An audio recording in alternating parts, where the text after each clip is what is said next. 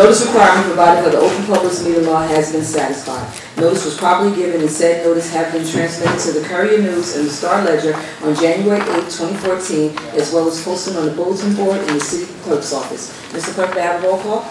Madam President, Council Members Brown. Here. Greaves. Absent at roll call. Councilman Storch. Absent at roll call. Councilwoman Taylor. Yes. Councilman Williams. Absent at roll call. Chairman Reed. Here. Council President Rivers. Here. We have 4 members present and a quorum, Council President. Thank you. Can we please rise for the Pledge of Allegiance and remain standing for the invocation? I pledge allegiance to the flag of the United States of America and to the republic for which it stands, one nation, under God, indivisible, with liberty and justice for all. Humbly we ask God, the giver of peace and the lover of charity, to give the entire family of nations true agreement with His will, and to grant the light of His Spirit on all those who work for justice and peace. Amen. Amen.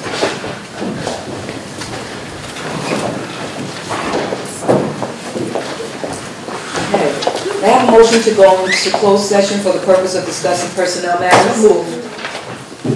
Second. All those in favor? Any opposed? Any abstentions? Motion carries.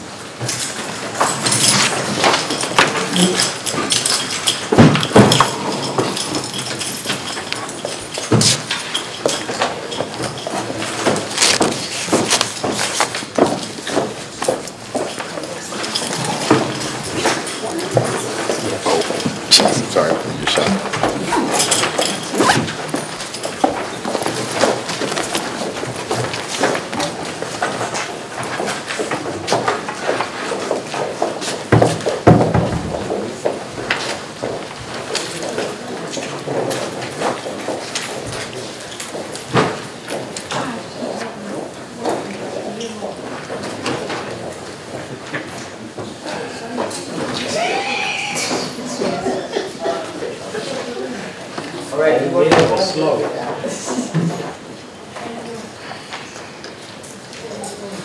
They must be talking about you if you're taking so much time to get there. You're going to get that in. This is a big one. Okay. See ya. Come on.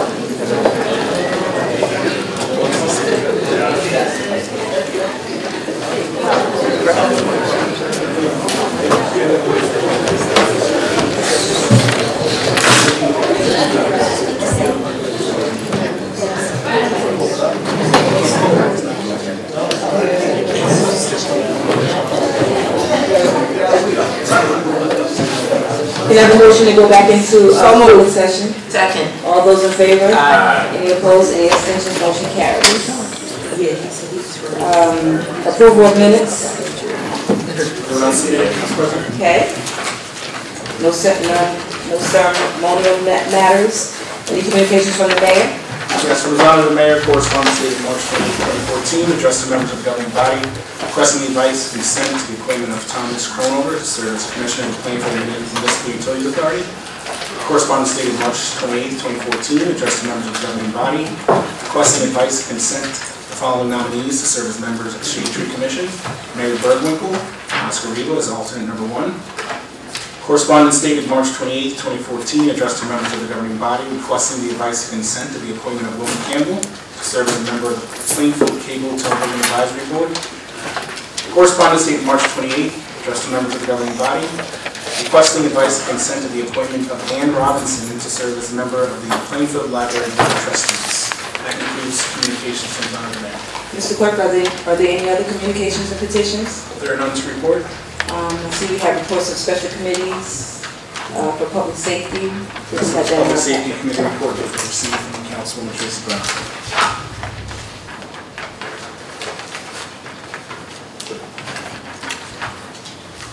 Okay, consideration of public hearing and second reading and final passage, consideration of ordinance for adoption on second reading.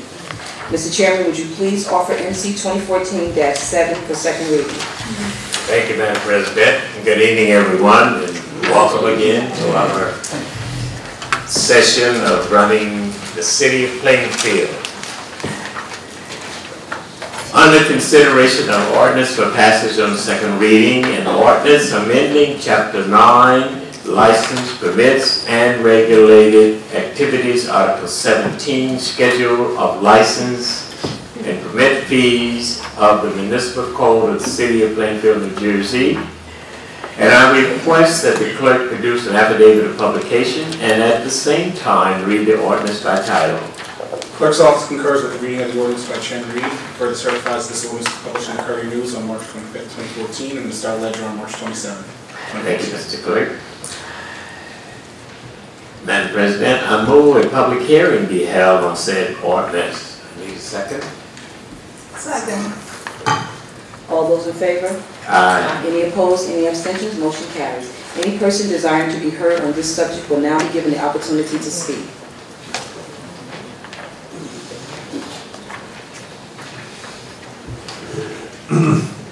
John E. Pritchard, 723 Arlington Avenue in Plainfield. Ladies and gentlemen of the council, on the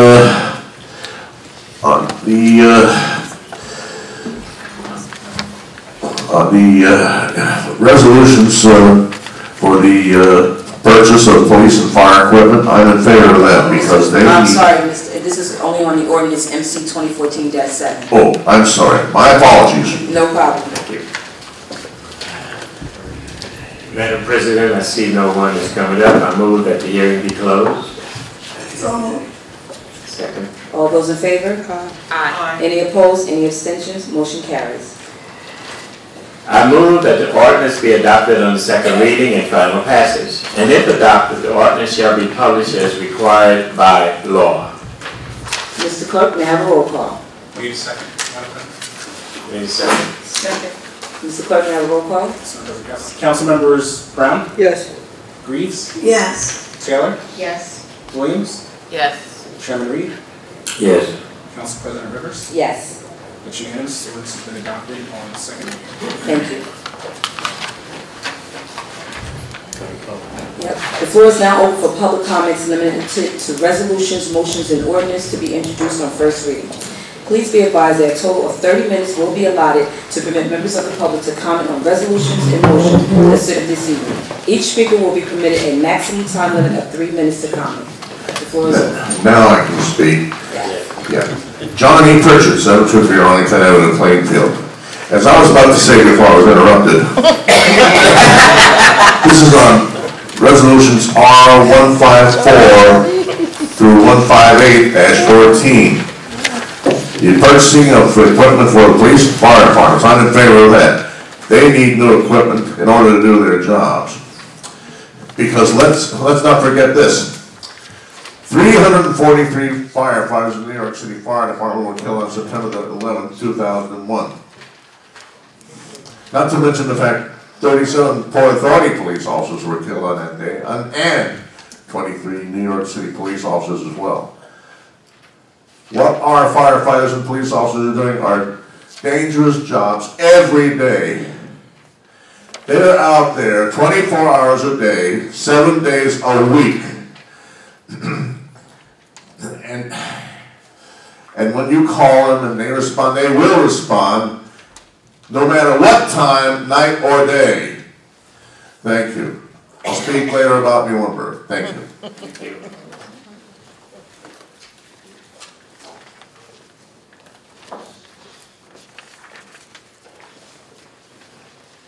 Good evening. Good evening. My name is Malcolm Dunn. I live 1038 Central Avenue, Plainfield, New Jersey. And I'm here to offer some history on Resolution 170-14, which has to do with Liberty Village. What has to do with that, sir? Liberty Village. I want to give you some history.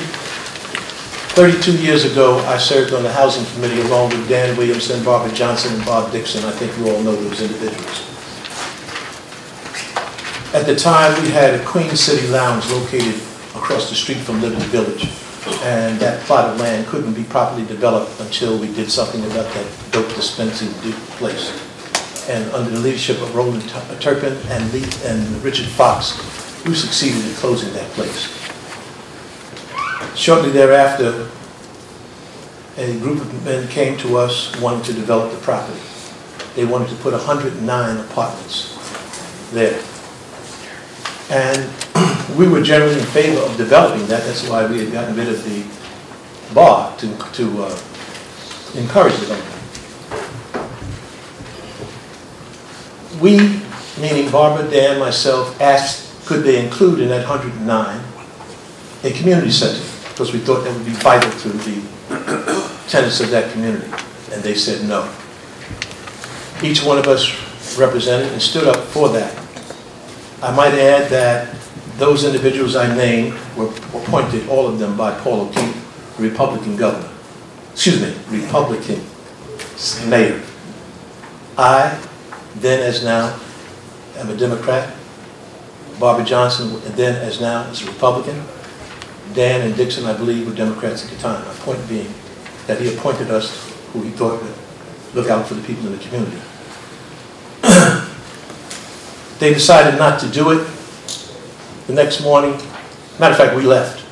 The next morning, a gentleman rode up to my house in a Maserati. Never known anybody who rode a Maserati and spoke to me, anyhow. And so he knocked on my door and asked me, was I a member of the committee? And I said, yes, of the housing authority. And he said, are you guys adamant about that? I said, yes. I'm a kid from Brooklyn who lived next to a project, and that was our center of operations socially, school activity, we did our homework, whatever. And when he discerned that I was serious and so were my colleagues, they came back, and by the way, there was a time constraint on that too. And they agreed to forego 9 apartments to build a community room. And we approved, and it was built. Now I understand that someone else is coming to buy from those owners this facility, and there also is a time constraint. I understand that the amount offered seems to be good for whoever owned it, but my concern is for the people who in those days we fought for and the people who are now there, who live there now. I'd like to verify this. I haven't been able to do today, but the community center, I understand, hasn't been operating for the last 5 to 8 years. I don't know which is true, but that which we fought for and stood for and had built is no longer operating. That means, may I continue? Yeah. I make a motion. Yeah, second. All those in favor? Aye. Any opposed? Any abstentions? Motion carries. I'd like to say that, first of all, nobody's paying me to do this, and I don't have a nickel at stake.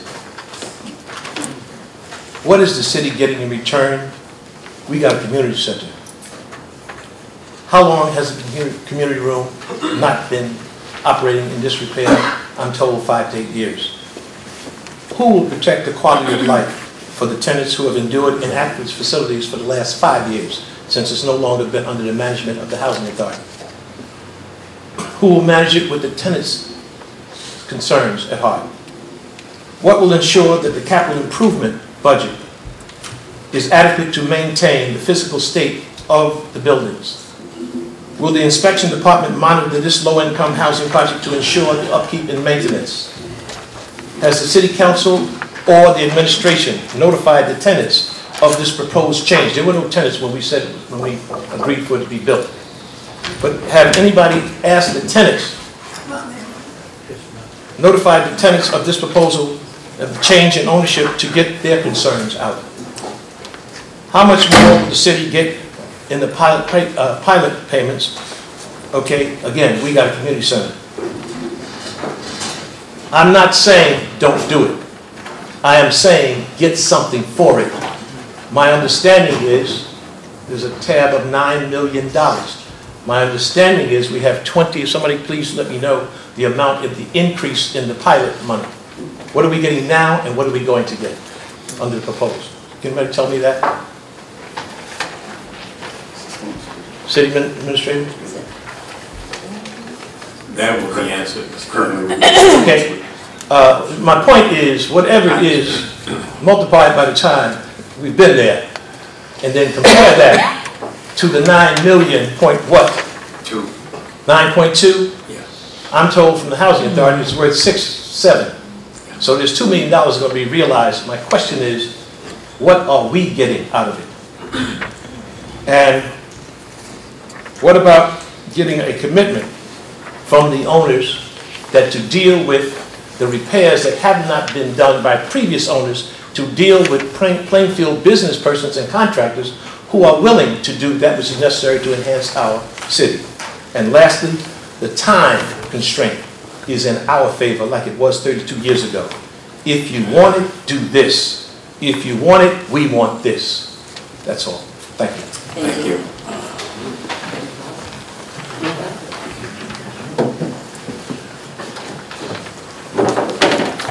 Council President, did you want staff or me to answer some of the questions? Yes. I know the one that he asked, we were getting 6.28% in the pilot.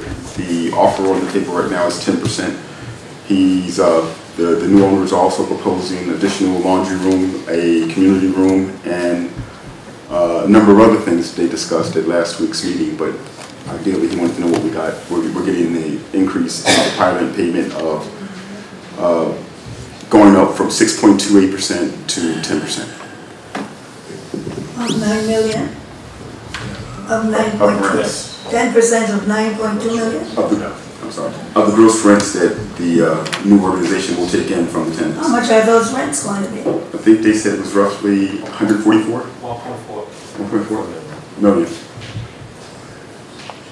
Well, why don't we discuss that further when it comes to the resolution? It's only as an added start. I think that was Sure. Okay. Harold Resurgence 53 Cushing Road.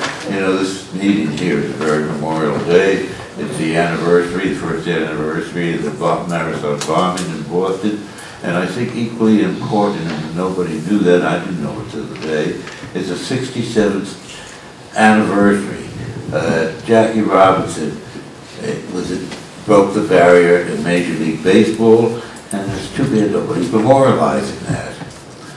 But I did come up here first to, as usual, to ask to remove 4 resolutions from the consent agenda. The first one is 14814, and that is because there's $1 million of needs involved, maybe we will get 600,000 on hold. The other 3 resolutions have to do with grants, and I know they're asking for an accepting grants, but the first one is 15014, which is a grant of $100,000, and the second one is 15114, which is a grant of $1 million, and the third one is 15214, which is a grant of $150,000, and I just don't want them lost in a consent agenda bundle. As far as 17014, I believe that's the number, the resolution Mr. Judd just spoke about, from what I've read, I think this will answer all of his questions, that partly his loss of his community room is just part of the neglect that that property has had for the last couple of years, and I certainly hope we act favorably on it. Thank you. Thank you. Anyone for privilege of the floor? Seeing.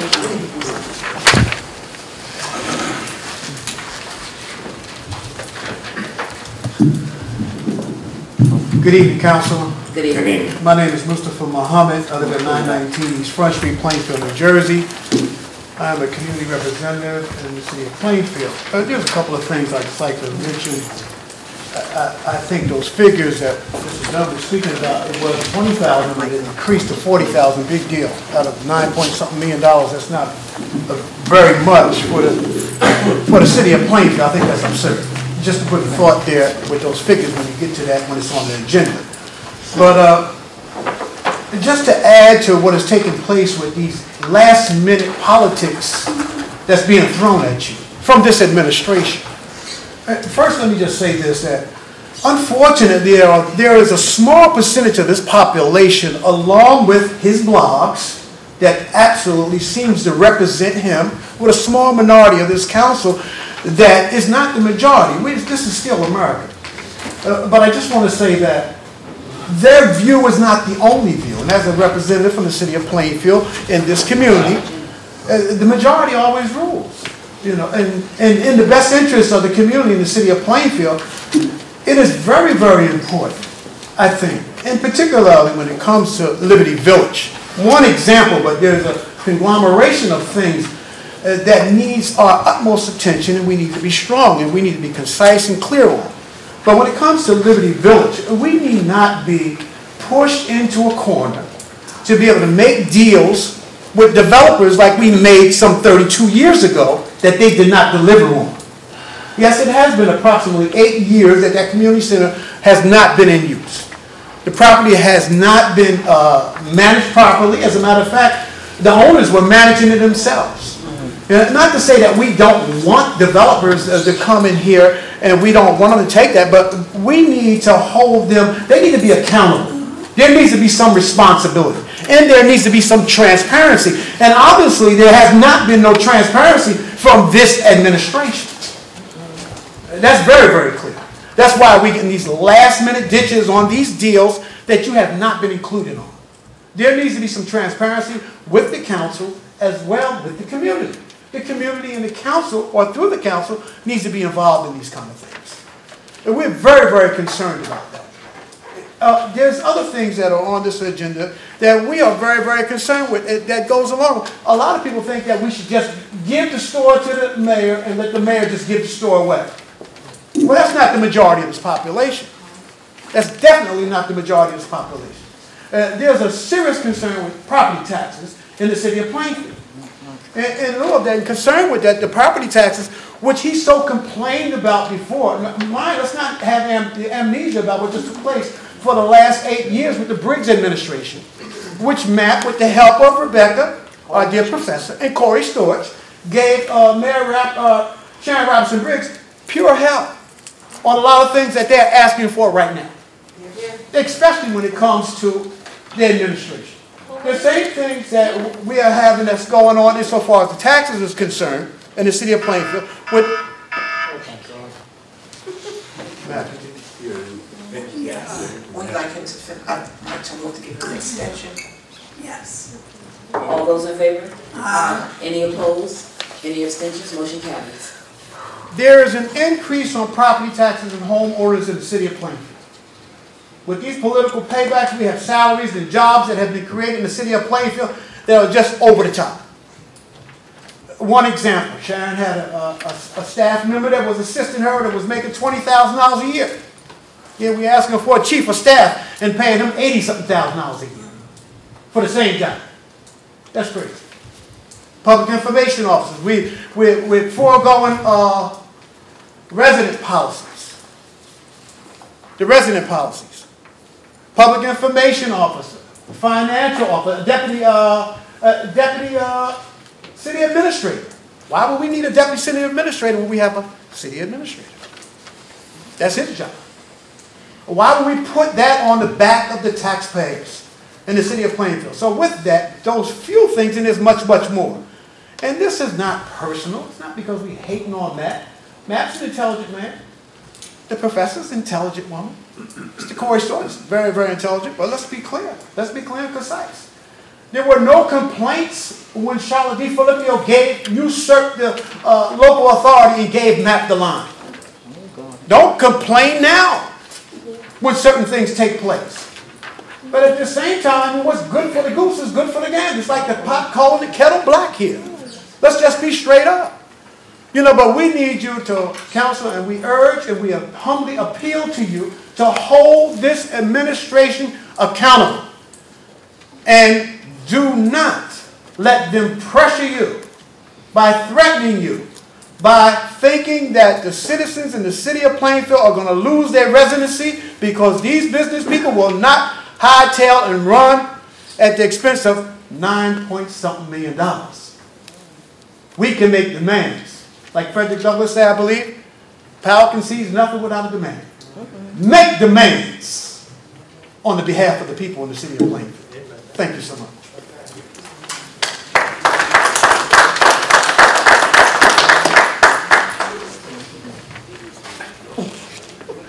Madam Chairman, William Eaton, on behalf of Trico Partners, the purchasers for Liberty Village. I was here and took up a lot of your time. Can you speak to the mic, please? I'm sorry. I was here a week or so ago, took up a lot of your time. If you have any questions, I'd be happy to answer. Hearing none? Well, wait a minute, tonight is the first night that I'm hearing, like, well, I was not here last week, and I have no idea what this project is about. And therefore, well, don't say, oh. Oh, well. Yes. Excuse me, order, please. Order. We have a councilwoman speaking. What? So, sir, would you please explain to me? Sure. Thank you. Councilwoman. My name is William Eaton. I'm here on behalf of the purchasers. We've worked over the course of the last year with the administration to develop an approach to the purchase of the Liberty Village property that will reopen the community room, put in computers for the kids, reopen the laundry rooms, comply with your first source ordinance, clean up the property. We've worked with the management for the last year and a half to make sure that their failing REACT scores, that's the HUD Real Estate Assessment Center, became passing scores. We've worked hard to clean up the property. We're paying a premium to purchase it because we believe it's a valuable property, a valuable contributor to this community, and my clients expect to continue to be contributing members of this community. That's why they're purchasing it. We've worked out the terms of what we feel to be is a fair and reasonable and equitable tax abatement agreement, and I believe that's before you this evening. If you have any questions, I'd be happy to answer them. Otherwise, I'm delighted to see that we're on the agenda. Thank you very much, Madam Chairman. I actually need to go through this and figure out what's going on with this project, because there must be other things that I need to know before I can go ahead and say, vote for a project that I am not sure of. There was a $1.1 million that was designated to approve this property. What happened to that money? Because there's no improvements that have happened over there. What happened to the $1.1 million that was given for the improvement of this property? I don't know anything about $1 million being given. I'm sure in the process of negotiating this agreement, there have been commitments to improvements to the property to make it compliant with the Real Estate Assessment Center terms, conditions, and property standards. If that's where the money is going, frankly, I don't know. That's been worked out with your administration and with the principles of the purchasing. I just want to set the record straight. It was told that the residents, if we don't give this pilot to you guys tonight, the residents wouldn't, the waivers would be gone. I did contact the state, and you guys didn't even apply. Actually, let me see my notes. You didn't even apply for the HAP contract. Why not?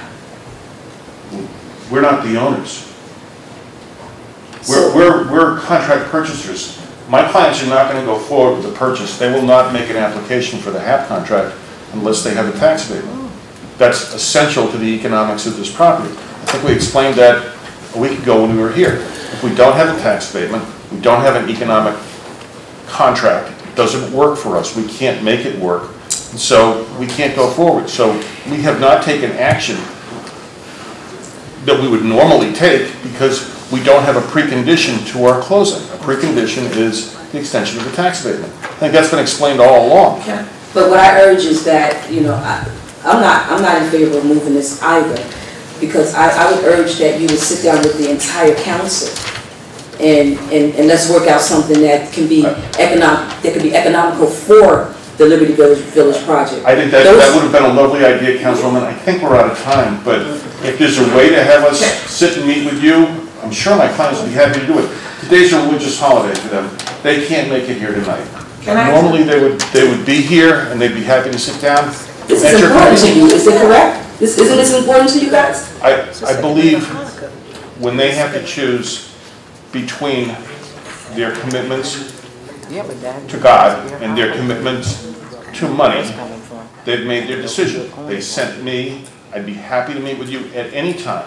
This is the first that I've been asked or invited to meet with the council as a whole. I'd be delighted to do that. It's a contract negotiation. We could do it in executive session. We could do it face-to-face. I'm available. I'll come back tomorrow morning. But my clients will not move on extending the Section 8 contract until they know that they have an economic agreement. And part of the economics of the agreement are the tax abatement, which we've worked over for about a year to work out. If we can do that with you, we'll do it. We'll be happy to do it. My concern is about the residents. I'm worried about the residents. I understand. And, you know, I think we've demonstrated the residents was promised improvement 6 months ago. There has been no improvements. Madam Chairman, we can't make improvements. We can't make the investments until we close, until we own the property. We can't own the property until we are satisfied that there is a tax abatement in place. How long has this deal been going through? I would say probably close to a year. I don't know. So who have you been negotiating with? With members of the administration. I think the gentleman right here has been active with our clients for... So how come this is the first time you're now hearing about this? It's on the agenda tonight for consideration at that time. I'm sorry, Councilwoman Brown, you have a question? Yes, I have a couple of questions. Sure. Gentlemen. If this is approved, you talked about reopening the community room. Yes, absolutely. All of this will be in writing. I believe it is. It's already in the contract. And I received some calls from some tenants of that who live there now. Their concern is will the rent increase? This is can I take an extra minute of your time? The residents at Liberty Village operate under a current agreement with the Department of Housing and Urban Development, which is administered by the state of New Jersey, Department of Community Affairs, Housing and Mortgage Finance Agency. It's a housing assistance payments contract. That will lapse very soon. While they are there, they pay 30% of their income. Whatever the rents are, they pay 30% of their income. The rest of the rent is paid by the United States of America through taxpayers' dollars through the Section 8 Housing Assistance Payments Contract. So the rents are established by the Department of Housing and Urban Development. They are committed to 100% of the rents, but they are offset by 30% of the income of the folks who live there. So if a person makes, for the sake of argument, let me do something easy, $10,000 a year, he will pay $3,000 a year or $250 a month for rent. If he makes $20,000, he'll pay $500 a month for rent. If he makes $40,000, he'll pay $1,000 a month. But chances are most of the folks who are living at Liberty Village are probably in the $20,000 to $25,000 range. This is low and moderate, but mostly low-income housing that is supposed to be maintained in a decent, safe, and sanitary condition. I think we all know that it hasn't been. I think we all know that it can be. Those of us who have some experience with this kind of housing understand that there are private owners who do Section 8 housing who are clearly a contributor to the community, and there are others who frankly are not. And our effort here, Trico's effort, which is an owner of 6,000 units of affordable housing, their effort, their life's work is to provide affordable housing in communities such as yours where they can be a positive contribution.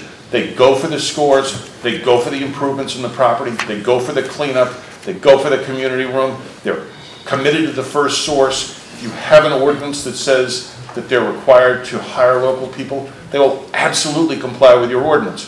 But if you don't, then the Department of Housing and Urban Development will make them publicly bid all of their jobs and make them publicly bid and grant the bid to the lowest responsible bidder, much like yourselves.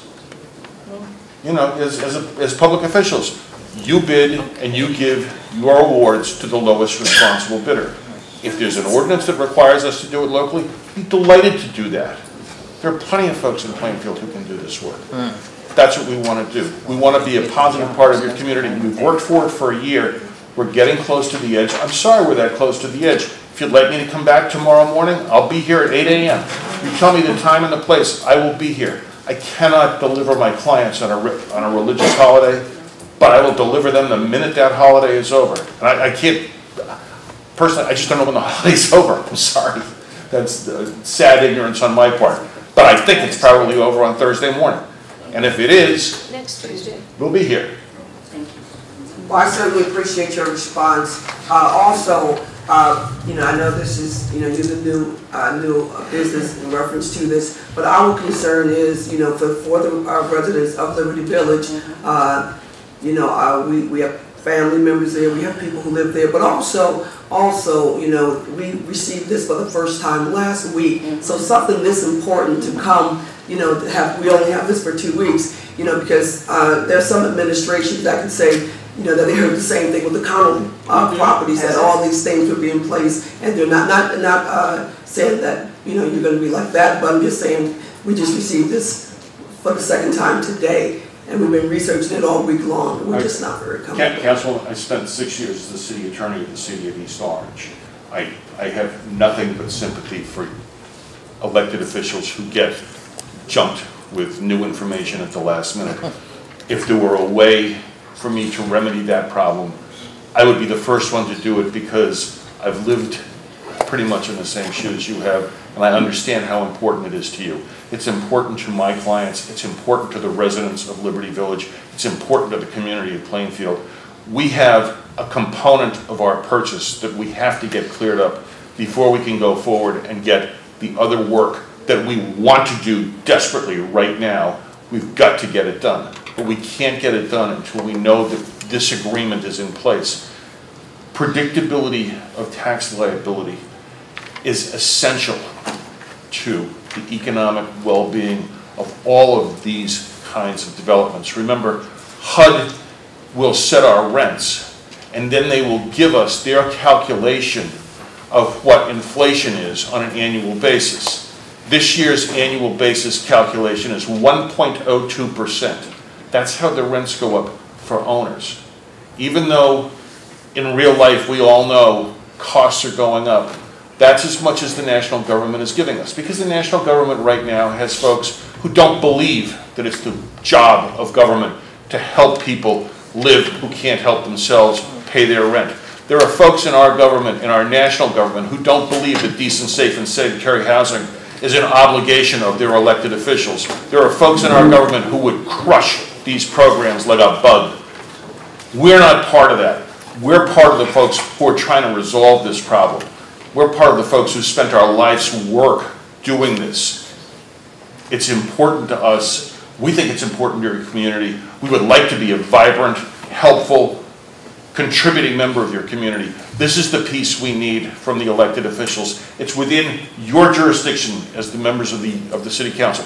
It's not the mayor's job, it's yours. We come to you as elected officials, as our elected representatives, and as elected representatives of all of the people of this city, to say, please, stand up for Liberty Village, get us home.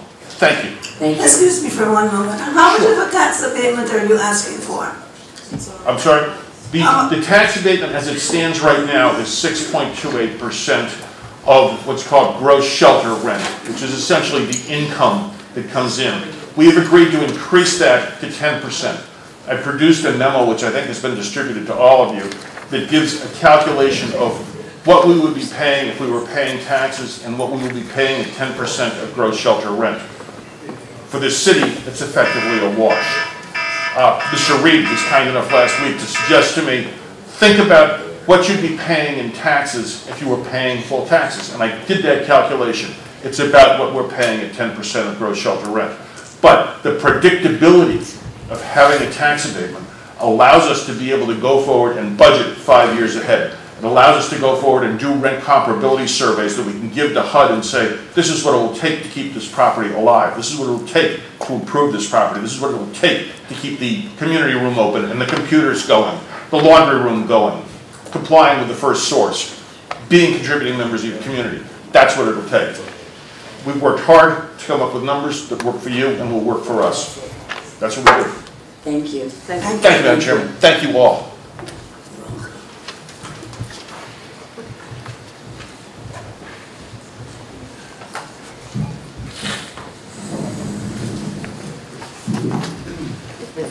Jeff Dunn, 537 Belvedere Avenue, Plainfield, New Jersey. In all due respect to the gentleman, I'm not concerned about his company or the money he's making. I'm concerned about Plainfield. I'm concerned about the residents. I'm concerned about the fact that basically that this is more than one time has administration bum rushed this council into making major decisions, okay, at the expense of the community. Okay? This is not necessary, and I find it disrespectful. And the previous mayor had a situation, the council would have been all over them. Okay? And now, basically, the same thing is happening. Okay? It's a different shift. And it's disrespect. And I find it offensive. I have a concern. In regard to this property, doesn't it have to be up to code before there's a transfer? And if it is, then my question is basically, is the previous owner being held accountable for those expenses of making that property up to code so that they can meet their closing date? And I want that in writing. Also, where's the situation in regard to this thing about this 6 to 10%? You know, those numbers are all very impressive, sir. But in all due respect, as Councilman Reed pointed out, if you really do the math in reference to what it has been the difference between when the property was first purchased and now, and then measure that difference, does it still match the 6 to 10%? Because that 6 to 10%, it sounds impressive, but let's see what the situation is if we really do the math and compare the difference in the taxes when the property was purchased decades ago to now. Let's do that math. The other thing is, I want to say this. Plainfield has a lot to be desired, but we do not have to settle for anything. And my concern is, basically, the Fourth Ward has challenges, and this Liberty Village has challenges, but I've been to places where there was a project, and although it was low income, it was very nice. It was beautiful. Now, I'm saying it's not the city's responsibility to keep it nice.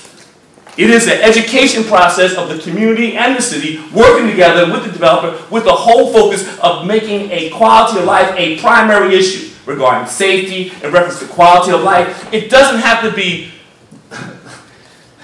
less than just because people have less resources. It is our community. It's our city. And I think that what we need to do is take it as it is in regard to working with each other, making it happen. This developer can work it out, okay, cool. I have a question. Since when does somebody pay $2 million more for a property than they have to? I have an issue with that. $2 million?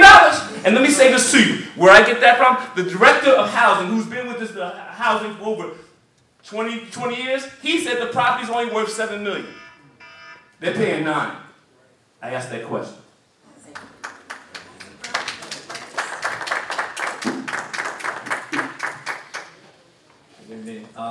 Carlos Sanchez, Deputy City Administrator for Economic Development, and I just want to, if I'm able to answer some of the questions that they were asking, and also to try to set the record straight on the negotiations. My understanding is yes, they have been dealing with previous administrations, I believe, for 9 months. I want to remind the City Council members that I started my job in February 1st, so I've been involved since that time. And in reference to some of the, the numbers, I think everybody went through the numbers, and it is true. I just heard that the 6.2 compared to the 10% doesn't sound impressive. We provided the City Council members via email the math that they requested. Back when this pilot was approved in 1980, approximately, the city was getting $44,000 a year. Right now, the city is getting about $87,000 a year. With the new negotiation, the city will be getting $150,000 a year. Nice. So that's a huge increase in the taxes. In reference to the code issue, yes, they're right, and I think the only thing that I have to agree with a lot of the comments is that we all trying to do the same thing. We agree that the current landlord is not the best landlord for the project. And that's why we're trying to work with the new proposed landlord, because they do have over 6,000 units of affordable housing that they manage right now. So they do have the experience. I personally got in my car and went to visit 2 of the sites that they do manage. And they do a very good job on it. As far as the codes, yeah, there is a lot of violations in the property right now. That's why HUD reports fail. That's why the inspection of the city had a lot of violations. And is correct. In order for them to be able to close on the deal, like any other property that you buy in any city, you have to go for a CO. And in order for you to get a CO, all the compliances and all the different codes have to be met. So that will be part of the transaction and making sure. As far as the HAP contract, HUD will not approve a HAP contract to a owner that or a potential buyer that doesn't have control of the property.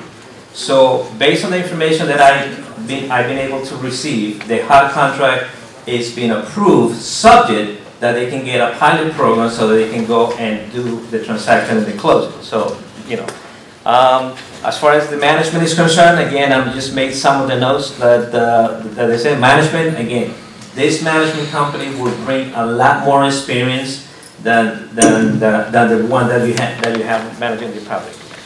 On the resolution that I provided you, it lists all the different items that the new owner is proposing to do. Again, we talked about the community room, over $500,000 of improvement in electrical and plumbing work, repaving of the parking lots on the property. Again, the community room with computers, not just a community room. New laundry system from new machines, around 8 to 10 machines. They will work with the police department to make sure the cameras are hooked up to the police department for monitoring. And they also agreed to enter into a first source agreement.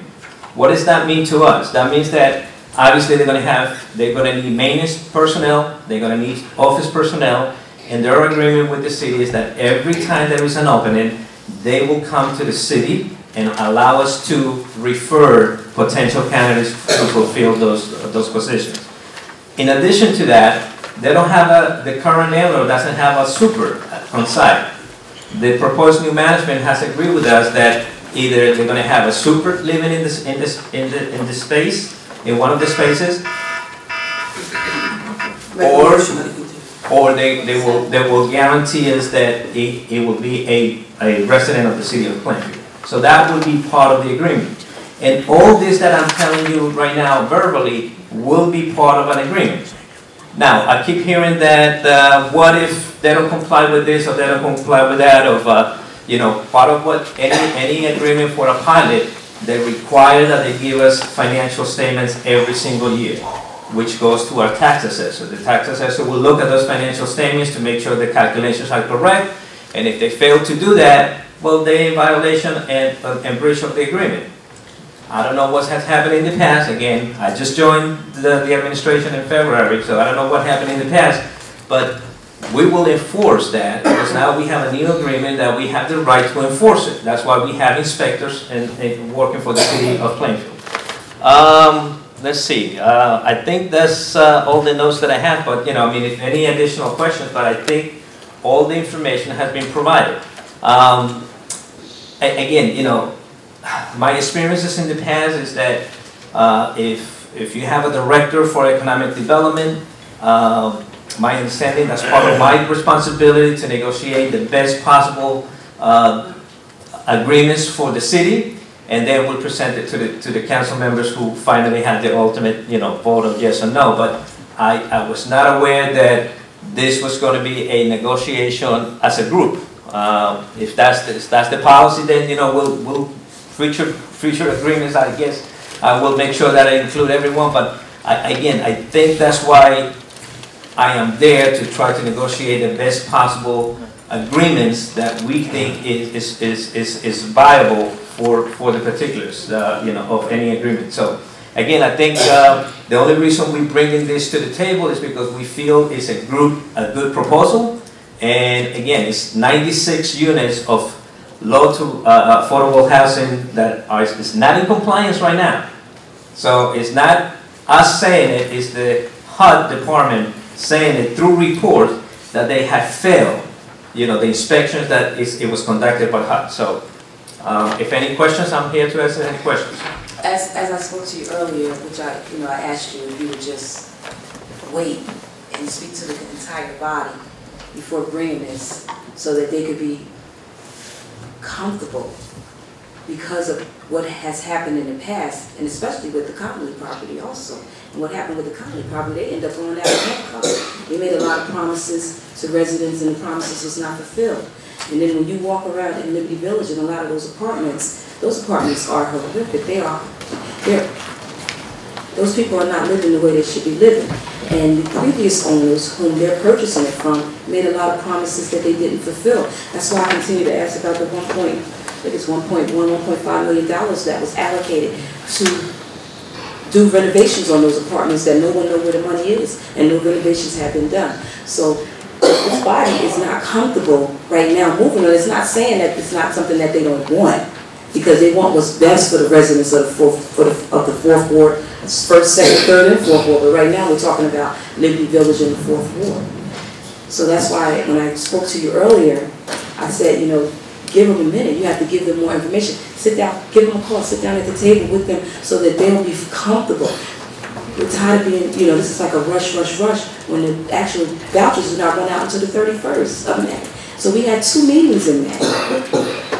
So it also made me a little nervous when the gentleman last week said, we must do this, we have to do this. No, we don't. We don't have to do anything until we're very comfortable with our research that we have done for the entire residents of the property of Liberty Village. I understand, and yeah, I do understand, and part of the reason that and I agree, the units right now are not what I will not have my family living in it, and that's why we decided to make sure that the improvements, you know, through the new management will be there for them. So I guess if how do I know exactly? With due respect, as I said to Councilwoman Taylor, the way you're walking us down the aisle with this Millenberg property should be the same way you walk us down the same way you walked us down the aisle with Liberty Village. Okay. That's extremely important to us. But can I say also, I want to give you credit. I did speak with you myself when I asked the question, because I was not here last week either when they discussed this. But now that I've gotten more information about the history, it even behooves us more so, and this is not a new concept with the council and the administration. There are issues that we felt that we needed to negotiate as a council and as the administration, and we still feel that way.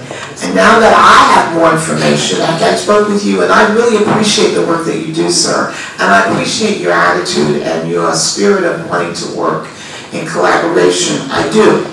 And I hope you are not discouraged, because I see that I think you are an excellent person to work with. However, the impact of this decision tonight is much more important than the fact that I think you're a good professional, or that I'm not against what you're probably saying. It sounds really pretty good to me as an idea, but you have to weigh that against the impact of what has already happened.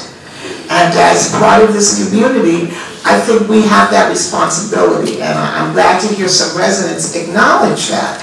It is not just one-sided. It's not just the executive board. It is also the legislative branch. We have a responsibility to work with one another, but also there's an accountability. That's why you have different branches of the government. And I think as it impacts residents, and we've already seen a negative, I'm concerned about how long has this been going on? It's even before you, that someone has been negotiating with somebody about this. And I understand that some time ago that the assemblymen, that these 2 gentlemen came together to see our assemblyman. And I don't even understand what that was about. But why wasn't the council included then, when all of these negotiations began? And now that we see the history of what has happened, and residents who understand that because they worked at it, we've got to do better. We've got to do better on this, okay? And I'm not comfortable either tonight as I got more information.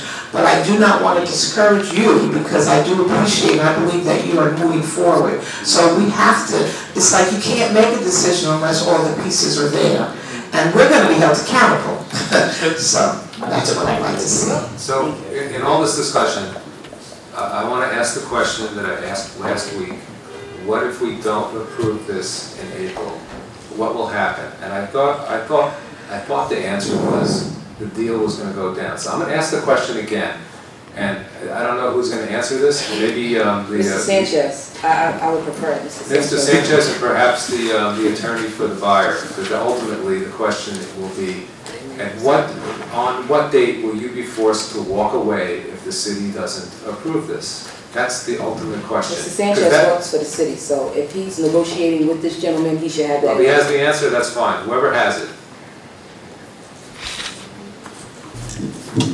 Based on the negotiations that I've been conducting with the proposed buyer, if this pilot doesn't get approved, the HUD contract will not get approved, and the lending company, I forgot the name of it, but the lending company, it will not extend the financing to the project. And after I spoke to the council president this morning, I attempted to reach the owner, but obviously he's in a holiday, so I wasn't able to speak to him to see if there is any possibility to get an extension.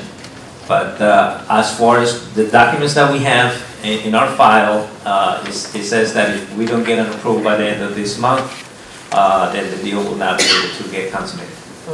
That's the only information I have. So we're taking a big risk by asking for more time, because this is, if we don't approve this, this is not only detrimental to the city, it's harmful to the residents. I mean, that was established last week. So I think we have to be very careful about asking for more time. Yeah, if we have more time, I'm all for it. I'm all for it. But I haven't heard that yet. And in fact, let me just go further. All these questions came up last week, whether council members were here or not. So you had a whole week. If this was that important, and it is, then you had a whole week to get those answers. And now I'm hearing the same questions over and again, same questions, and so I'm not sure. I mean, people were coming to the microphone and talking politics, and yeah, I think maybe there is politics. I don't know, but I'm not sure whose politics they are. The fact of the matter is that this was discussed in 2013. I was called by Assemblyman Green and asked to get involved. He wanted some council members to vet this proposal. So I complied with his request, and two of my colleagues, the three of us, met with these folks. We had a long discussion, and let me finish. And this is not, by the way, this is not the council's job. This is the administration's job. But what we heard was they weren't getting, the administration wasn't responsive. They needed to talk to council members. So I can't tell you what the previous administration did or didn't do, but it seems pretty clear that there was a roadblock. And now we're in 2014, 3.5 months into a new administration, and I'm hearing complaints that the new administration is railroading. I mean, this is silliness. This is really silly. So if some of the comments from the public are misinformed, let me put it that way. I'll retract my comment, but completely misinformed. So do we need to do this? It's not about whether we're for Adrian Mapp or not. It's about whether this is the best deal for the residents and the city. And if we have to do this deal before the end of April, we damn well better do it. Is this the only deal? To answer your question, Councilman Storch, I did reach out to HUD, and they have until May 31st. I need to hear that from the applicant's attorney, because whether or not HUD, I don't doubt what you said, Council President, but the bottom line is, what's this buyer going to do? Because they're the only ones presently offering a solution to the problems at Liberty Village. They're the only ones who are saying that they have the resources to fix the problems. So what's the deal? I have not and will not be able to speak to my clients till Thursday morning. I would not have offered to meet with you if I didn't think there was a benefit to meeting with you. I don't know whether my clients agree with that, but I am satisfied that if I leave without the deal, I won't be slamming the door, and I'm certainly not going to slam it on your fingers. This is my life's work. I do and work for folks who provide affordable housing. I would like my clients, who I know and trust, do quality work and will bring quality work to Plainfield, to have this opportunity. If they tell me Thursday morning, that's it, time is up, then time will be up. But I don't believe it's over till it's over. Right.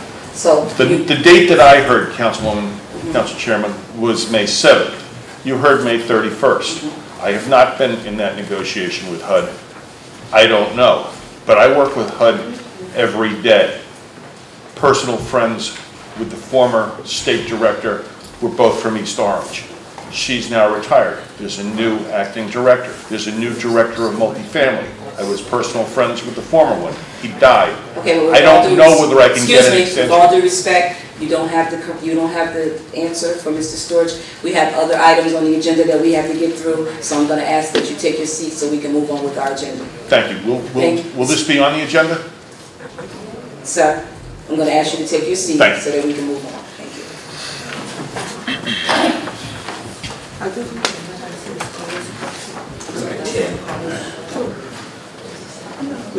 We have to close the public session. See no one come before the mic in public session. I make a resolution also to close the public session. Motion to close. I need a second. Second. All those in favor? Aye. Any opposed, any abstentions, motion carries. All matters listed in the master considered to be routine and non-controversial by the City Council will be enacted by one motion. There will be no separate discussion on these items unless the council member or citizen requests, in which event the item will be removed from the consent agenda, considered separately under new business in its normal sequence later on the agenda. Those items on the consent agenda are identified as R127 through R130-14, R144-14 through R152-14, with the exception of resolutions R148, R150, R151, and R152, which have been pulled from the consent agenda, R156 through R159, and R168 and R169. Thank you. Out of those resolutions listed on this evening's consent agenda, which are identified as 127 through 130, 144 through 147, and then 149, and then 153 through 156, and 159 through 168, and R169-14, and move for adoption. Do I have those correct, Mr. Clerk? The ones with that... the exception of 159 through 160, it stops at 159, and it's 160 and 169. 159 through 169. It's my understanding that the resolutions that Dr. asked to be removed, 148, 150, 151, and 152. Correct. Thank you.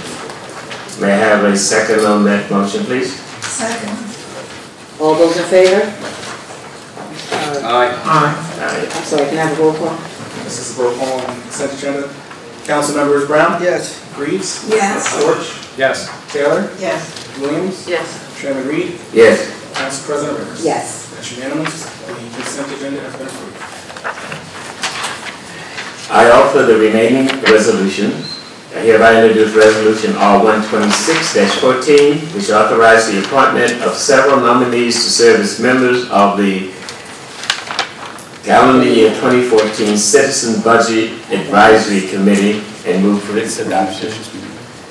Second. I had to amend that. I had one person for the Citizens Advisory Committee, Mr. Lawrence Demeron, who no longer wants to serve. So we have a replacement, and what was the replacement's name? Not exactly, don't recall that name. You can always add that person afterwards. Okay, so I offer the resolution as amended then, with Ms. Dolores Demeron removing herself from this august body. She's going to be sorry. And I move for the adoption, and if there's an additional person, we can always add it. Right. I need a second. Second. Roll call, Mr. Clerk. Councilmembers Brown? Yes. Greaves? Yes. Storch? Yes. Taylor? Yes. Williams? Yes. Chairman Reed? Yes. Council President Rivers? Yes. That's unanimous. I hereby introduce Resolution 131-14, which authorizes the appointment of Mrs. Mary Buckwinkle and Oscar Rebar to serve as members of the Shade Tree Commission and move for its adoption. Need a second? All those in favor? Aye. Any opposed? Any abstentions? Motion carries. I hereby introduce Resolution R132-14, which is authorizing the appointment of Mrs. Wilma Campbell to serve as member of the Plainfield Cable Television Advisory Board and move for its adoption. Second. All those in favor? Aye. Any opposed? Any abstentions? Motion carries. I hereby introduce Resolution R133-14, granting advice and consent of the appointment of Ann Robinson to serve as member of the Plainfield Library Board of Trustees and move for the adoption. Second. All those in favor? Aye. Any opposed? Any abstentions? Motion carries.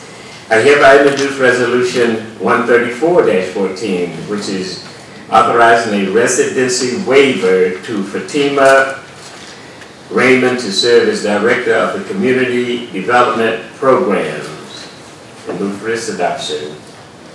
Second. All those in favor? Aye. Any opposed? Any abstentions? Motion carries. I hereby introduce Resolution 135-14, which authorizes settlement in the amount not to exceed $25,000 in the matter of Joseph Colucci in the city of Plainfield and move for the adoption. Second. All those in favor? Aye. Any opposed? Any abstentions? Motion carries. I hereby introduce Resolution 136-14, which authorizes settlement in an amount not to exceed $25,000 in the matter of Sherby Vartelli versus City of Plainfield and move for its adoption. Need a second? Second. All those in favor? Aye. Any opposed? Any abstentions? Motion carries. I hereby introduce Resolution 137-14, which authorizes settlement in the amount of $190,000 in the matter of Sharon Williams versus City of Plainfield and move for its adoption. Second. All those in favor? Aye. Any opposed? Any abstentions? Motion carries. I hereby introduce Resolution R138-14, which authorizes the in-service insurance services to issue payment in the amount of not to exceed $52,698 in satisfaction of the court-approved settlement in the matter of Henry D. Robertson III versus the City of Plainfield and move for its adoption. Need a second? All those in favor? Aye. Any opposed? Any abstentions? Motion carries. I hereby further introduce Resolution R139-14, which authorizing service insurance company services to issue payment in the amount not to exceed $19,700 in satisfaction of a court-approved settlement in the matter of Thomas Scalara versus City of Plainfield. And I move for its adoption. I need a second. Second. All those in favor? Aye. Any opposed? Any abstentions? Motion carries. I hereby introduce Resolution R140-14, which authorizes the award of a professional service contract to Goldberg, Maxiller, Sager, Mintz, and Prepara Gonchi in the amount not to exceed $2,000. Can I have a second? Second. All those in favor? Aye. Any opposed? Any abstentions? Motion carries. I hereby introduce a resolution appointing, which is R141-14, appointing David Mancello as the alternate fund commissioner to the Public Entity Joint Insurance Fund and move for adoption. Council President. Once a second come in, I have to amend that. Yes. Rick Smiley, Dave cannot serve on that commission. Yes, council members, we at times may be at odds with our insurance carrier with regard to coverage. Be that we may be at odds at certain points, I could be conflicted about if I were in fact a commissioner. So to ensure that there is no conflict, Mr. Smiley will be the backup fund commissioner. That's good. Motion to amend. Motion to. Can I have a motion to amend? Second? All those in favor? Aye. Any opposed, any abstentions, motion carries. I need a motion to adopt as amended. Can I have a motion to adopt resolution 141-14 as amended? So moved. Second. All those in favor? Aye. Any opposed, any abstentions, motion carries. Okay. I offer resolution 142-14, authorizing the continuation of an existing contract with Delta and move for its adoption. The Delta, this is the dental services, correct? Delta dental services. The move for its adoption. And these are second. Second. All those in favor? Aye. Any opposed, any abstentions, motion carries. I hereby introduce resolution R143-14, which is authorizing the continuation of an existing contract with the Sigma Group and move for its adoption. Sigma Trust Company. Second. All those in favor? Aye. Any opposed, any abstentions, motion carries.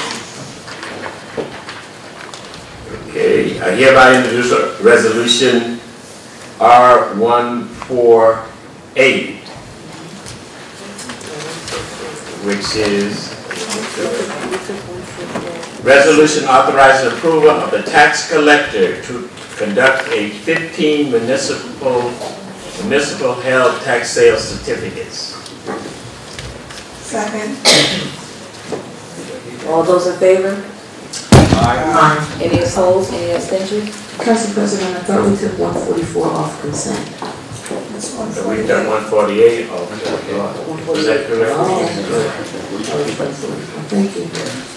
All those in favor? Aye. Any opposed, any abstentions, motion carries.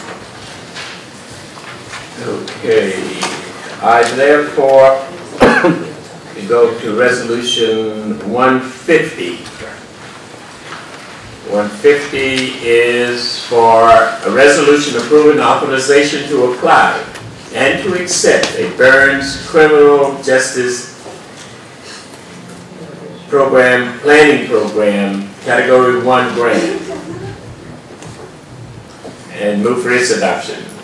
That's 150-14. Second. All those in favor? Aye. Any opposed, any abstentions, motion carries. I offer resolution 151-14, which is a resolution approving authorization to apply and accept the Burns Criminal Justice Program Grant, Category 2, and move for its adoption. Another second? Second. All those in favor? Aye. Any opposed, any abstentions, motion carries. I offer resolution R152-14, resolution authorizing approval to apply and accept a violent game and gun crime reduction program fiscal year 2014 grant, and move for its adoption. Second. All those in favor? Aye. Any opposed, any abstentions, motion carries. Moving right along, I hereby introduce resolution R153-14, authorizing a 3-year subscription for the Swift 911 system by Swift Reach Networks, Inc., in the amount not to exceed $8,995, and move for its adoption. Have a second? Second. All those in favor? Aye. Any opposed, any abstentions, motion carries. I introduce resolution 154-14, which authorized the purchase of a Ford F-550 dual lift bucket truck for the Plainfield Police Division Signal Bureau in an amount not to exceed $119,803, and move for its adoption. Second. All those in favor? Aye. Any opposed, any abstentions, motion carries. I introduce resolution 155-14, which authorized the purchase of a fire hose, nozzle, and appliances from Continental Fire and Safety Inc. in the amount not to exceed $47,411.40. That's $47,411.40, and I move for its adoption. Second. All those in favor? Aye. Any opposed, any abstentions, motion carries. I introduce resolution 160-14, which authorizes the award of a contract to the Patch Management Inc. in the amount not to exceed $35,000 and move for its adoption. Oh, Madam President, may I just make one comment? This. Now second? Second. Okay. This is an approval of a company that will help us with our streets and potholes, and I urge that we do adopt this, and I'm not sure how far 35,000, but I also request the business administrator to make absolutely sure that this company does a hell of a good job and that we don't have to keep calling them back every other week. Thank you. All those in favor? Aye. Any opposed, any abstentions, motion carries. I hereby introduce resolution R161-14, authorizing approval of a change order number 2, which is the final change order. It covers the release of the performance bond, the acceptance of a 2-year maintenance bond, and release of a retainage and final payment of $76,120.06 for asphalt paving systems, and move for its adoption. And I do have a comment on that, Madam President. After a second? Need a second?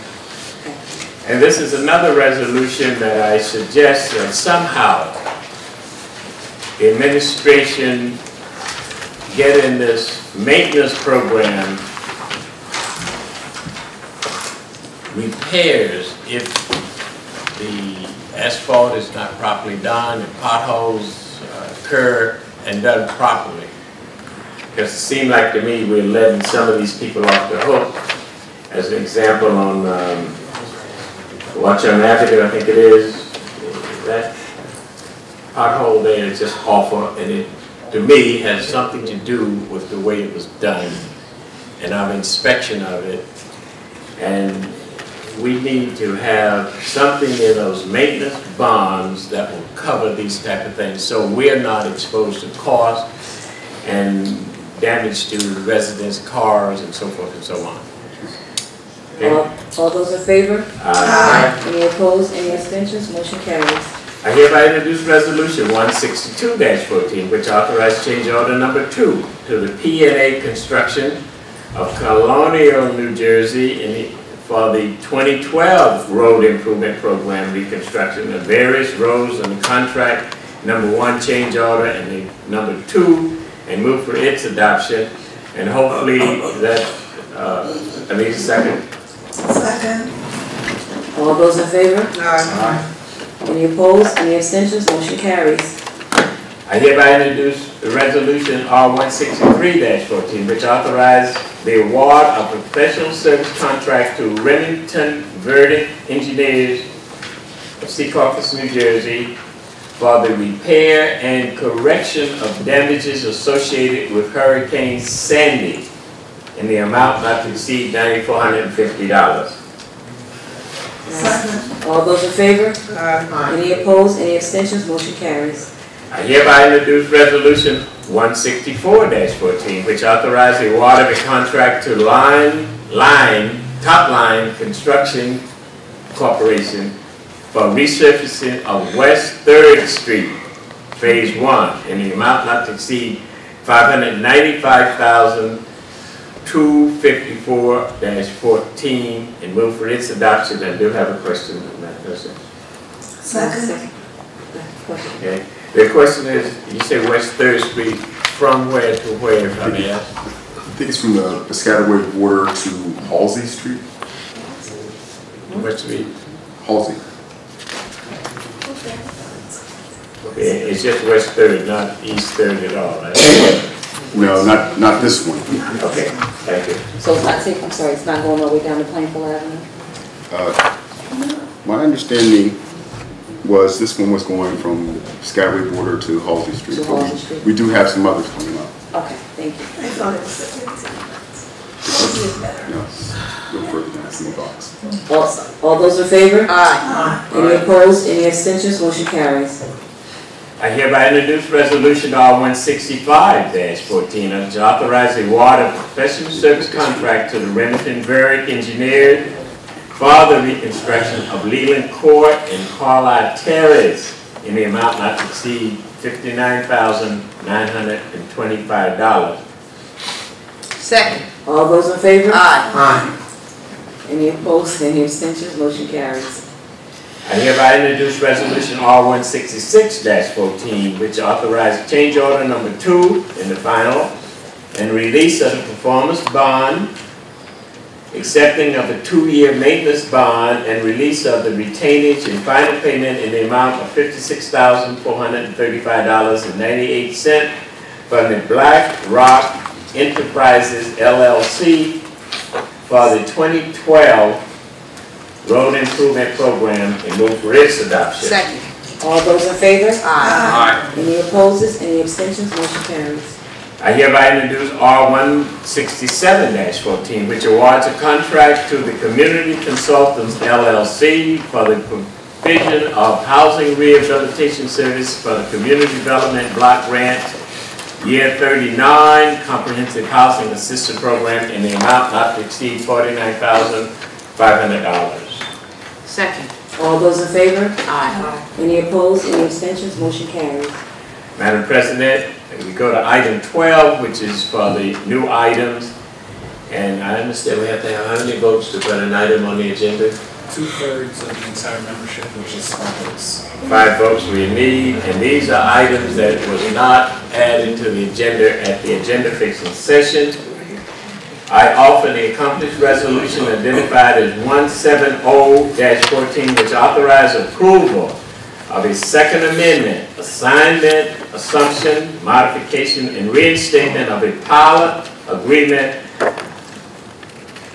to the Liberty Community Associates to Urban Renewal Entity, Liberty Village Estates, Urban Renewal LLC, which was not set forth at the regular agenda fixing session on April 7th. And Mr. Clerk, may I have a roll call? I'm sorry, can I get a second? Second. Mr. Clerk, may I have a roll call? Yeah. Roll call, question. Oh, I'm sorry, question. question? I do have Mr. Carlos Sanchez. I do have some questions. When you were giving your presentation, you stated that some of the things that that would be an improvement to the Liberty Village, that those things would be in writing, part of the agreement. Yes, that's correct. Everything that we've been discussing will be part of the final agreement that they will sign if approved.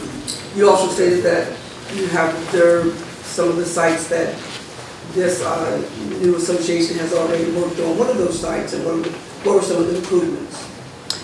Well, I visited the one in Bethlehem, Pennsylvania, and they just have good management. Good, it's very clean. The sidewalks were nice, and the community rooms were active. You know, they had a computer room also, so that's what we're looking for.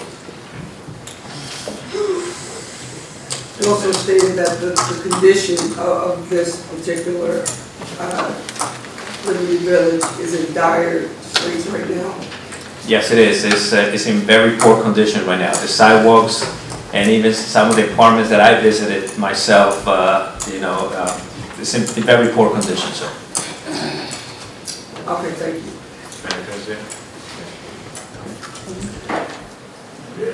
Mr. Sanchez, if you would, please.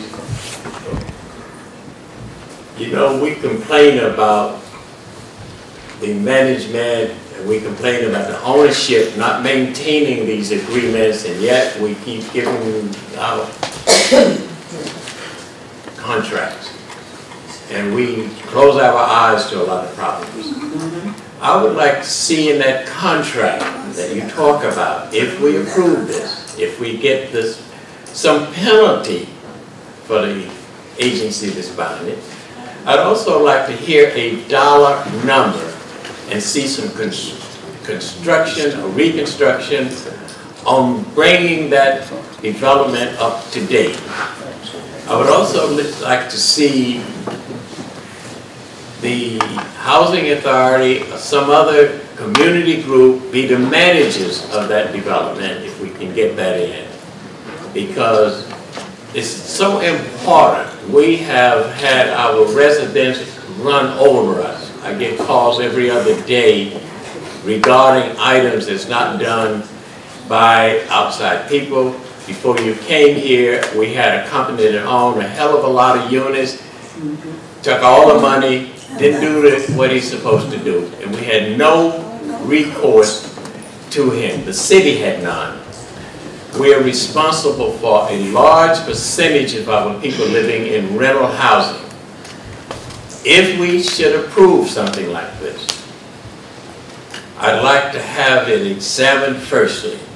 The other thing I'd like to say to the administration, Mr. Smiley, yourself, and anyone else that's representing, items like this is something you don't give us 2 minutes and say, all right, vote and approve it, and then get angry because we start asking some questions. We are here. We are the governing body of the city of Plainfield. We're here to protect the residents that we serve. So please, this has been going on for a year or so. First I heard of it the other night. And it's important that we resolve issues that we can sit here and vote for without a lot of who shot Johns, if you will. That's the South Carolina.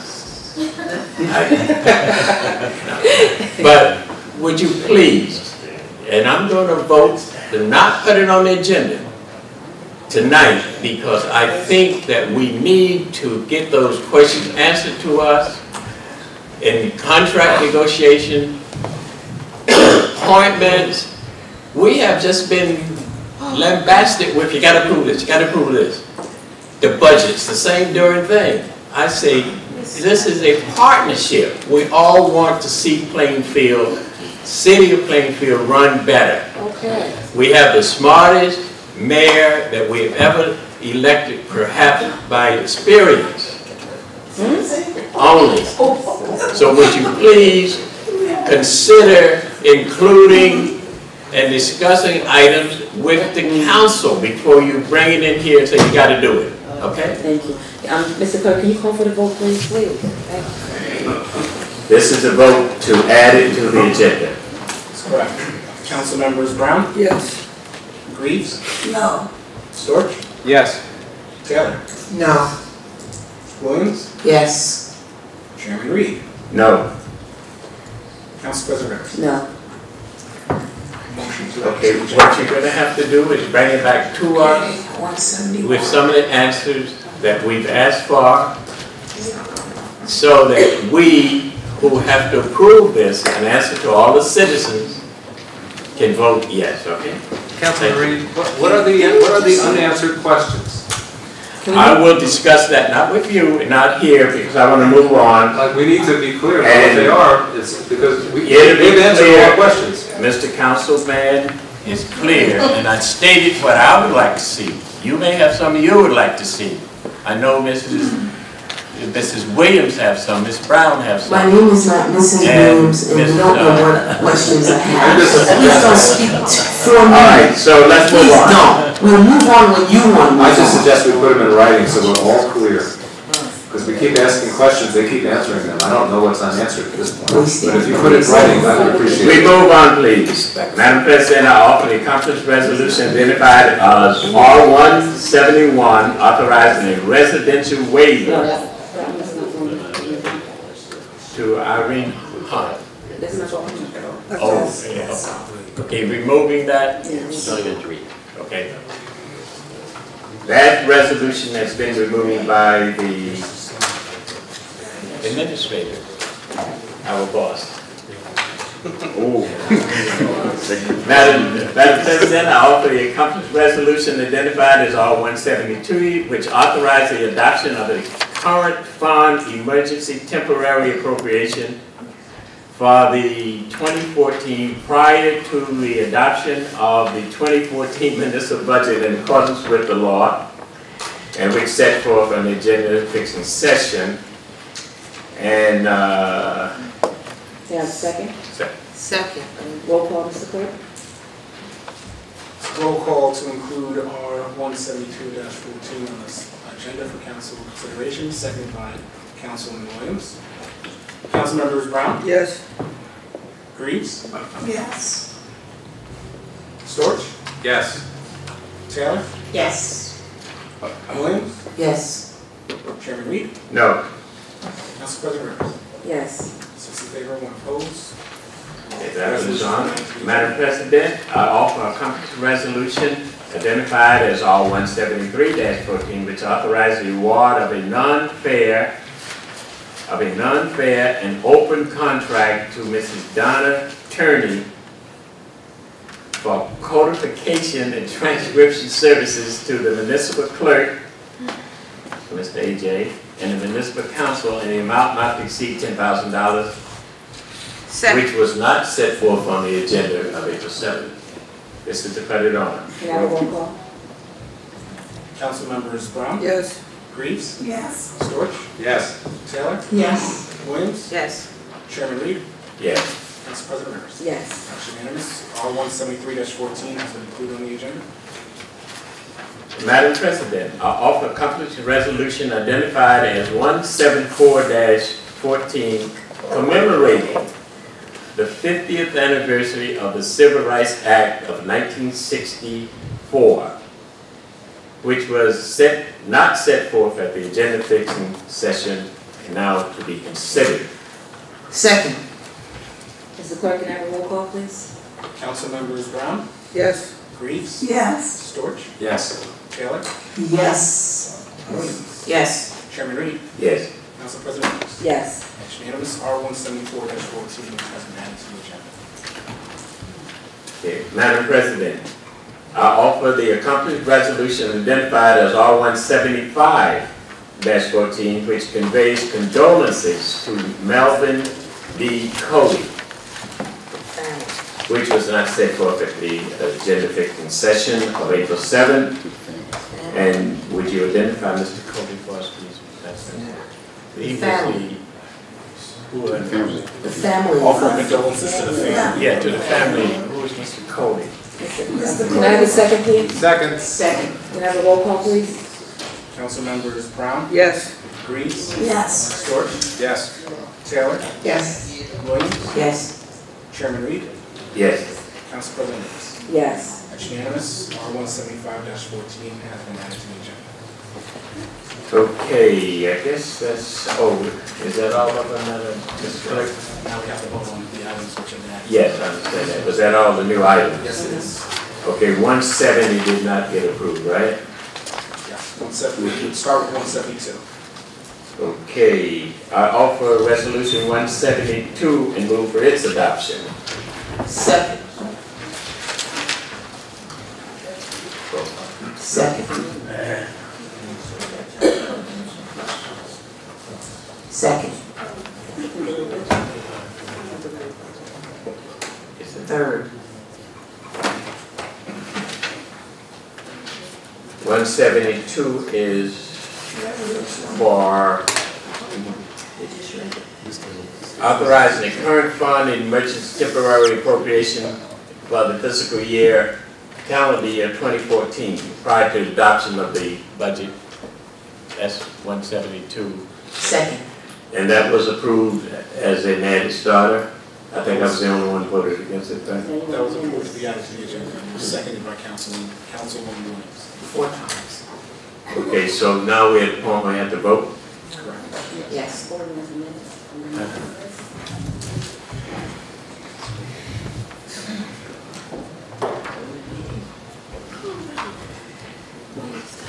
Just 1 second, please. Let me just get myself straight.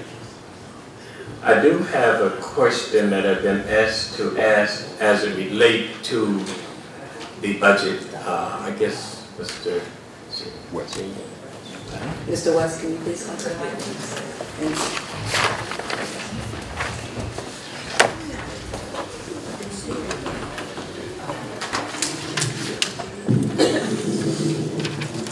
You have to excuse me, Councilman Reed, he's getting a little up in age. I am old. This beard is not a false one. You know, you've added some people to the budget. Were any of the new people you just brought on included in this temporary budget for the month? Any of the people that just started, are they in this budget to pay them? The health officer would be in the budget for this month.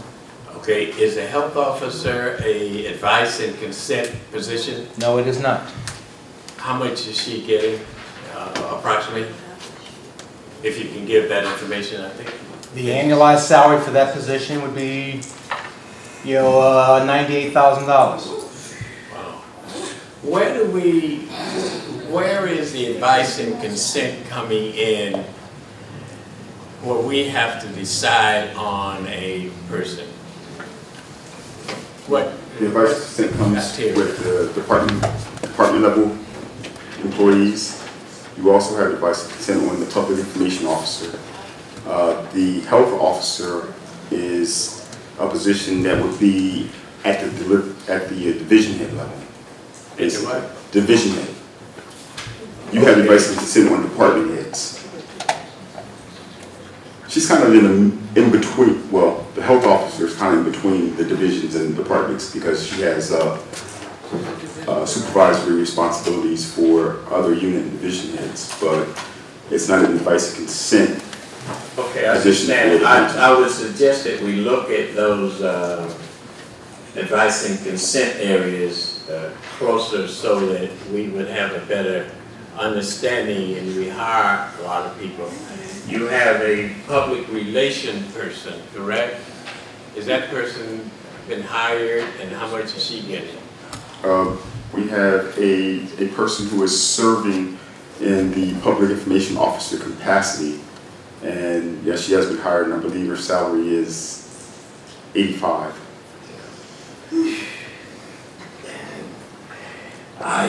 You know, it goes back to what I said before. These items are going on, we just adding money, the taxable ratables are going down, and we just adding money for taxpayers. I don't understand it. We will deal with that when we deal with the budget. This city ran previously for as long as I've been here and for years prior to me coming here without all these additional people. In fact, our mayor was one of the ones that said, hell, the mayor's office only needs a secretary. Now we got a secretary, and I complimented Mr. Smiley for moving up to that area. We had a public relation person for about half a month. That was beat up on, and we got rid of him. We can even give the mayor a $12,000 a year person to help answer the dirty telephones and file in there. I just think we don't need to keep raising taxes in this city, and we keep losing money. We keep, you know, the ratables are going down and we're going up, which means that we have to pay more taxes. Please. If I may comment, the temporary budget is based on last year's budget. What you see here is 5/12 of last year's budget. You know, when we start the budget hearings, we should be talking about positions and what the city needs to do and some of the challenges, particularly in those groups that have not had management for years. You know, there are a lot of issues that haven't been addressed and opportunities, and we should talk about that during the budget hearings. But this temporary budget is based on 5/12 of last year. Okay, but how can you, if it's based on 5/12 of last year, how do you add new people in there? They weren't there last year, were they? Because they're only, you know, what we've done, when you look at dollars across the board, we were able to do it based on last year's budget. Yeah. You know, these people will have been on for a couple of weeks. This is the May budget. This isn't the annual budget. If I offer an amendment to reduce the amount in this temporary budget, what would be the consequences that you know? As an example, I'd like to see us cut out the public relation person. We didn't have it. I'd like to see them even go deeper, and we will when we do the annual budget. Believe me, I will not serve the last few months of my term here serving this community and kick the taxes up beyond what they are now. We're paying a lot of money to run this city, and we've ran it for 140 years without all this extra fluff that we're getting now. It's just ridiculous. Every day I get calls, when are you going to start reducing, excuse me please, thank you. When are we going to reduce the cost of running this city and run it better? Well, I think we should have those discussions during the budget hearings, because what I would tell you, as we presented before, the taxes will go up regardless. Based on the loss in ratables, we would have an increase in taxes doing nothing. And so that's why we've got to start looking at investing in Plainfield and trying to make a difference by re-imaging, the city, by investing in ourselves in terms of economic development. If we fail to do those kinds of things, yes, tomorrow's problems will be even worse. Yes, it will. However, I'm a firm believer, and I got in this problem before not believing what I say. If we keep spending more than we can afford to spend, we're going to have a worse city. Have you rode through the city and seen all of the empty houses? Have you rode through the city and saw the effect of losing respect for each other sitting up here? We argue with the mayor, we beat the former mayor to hell up, and taxes were held pretty much in check.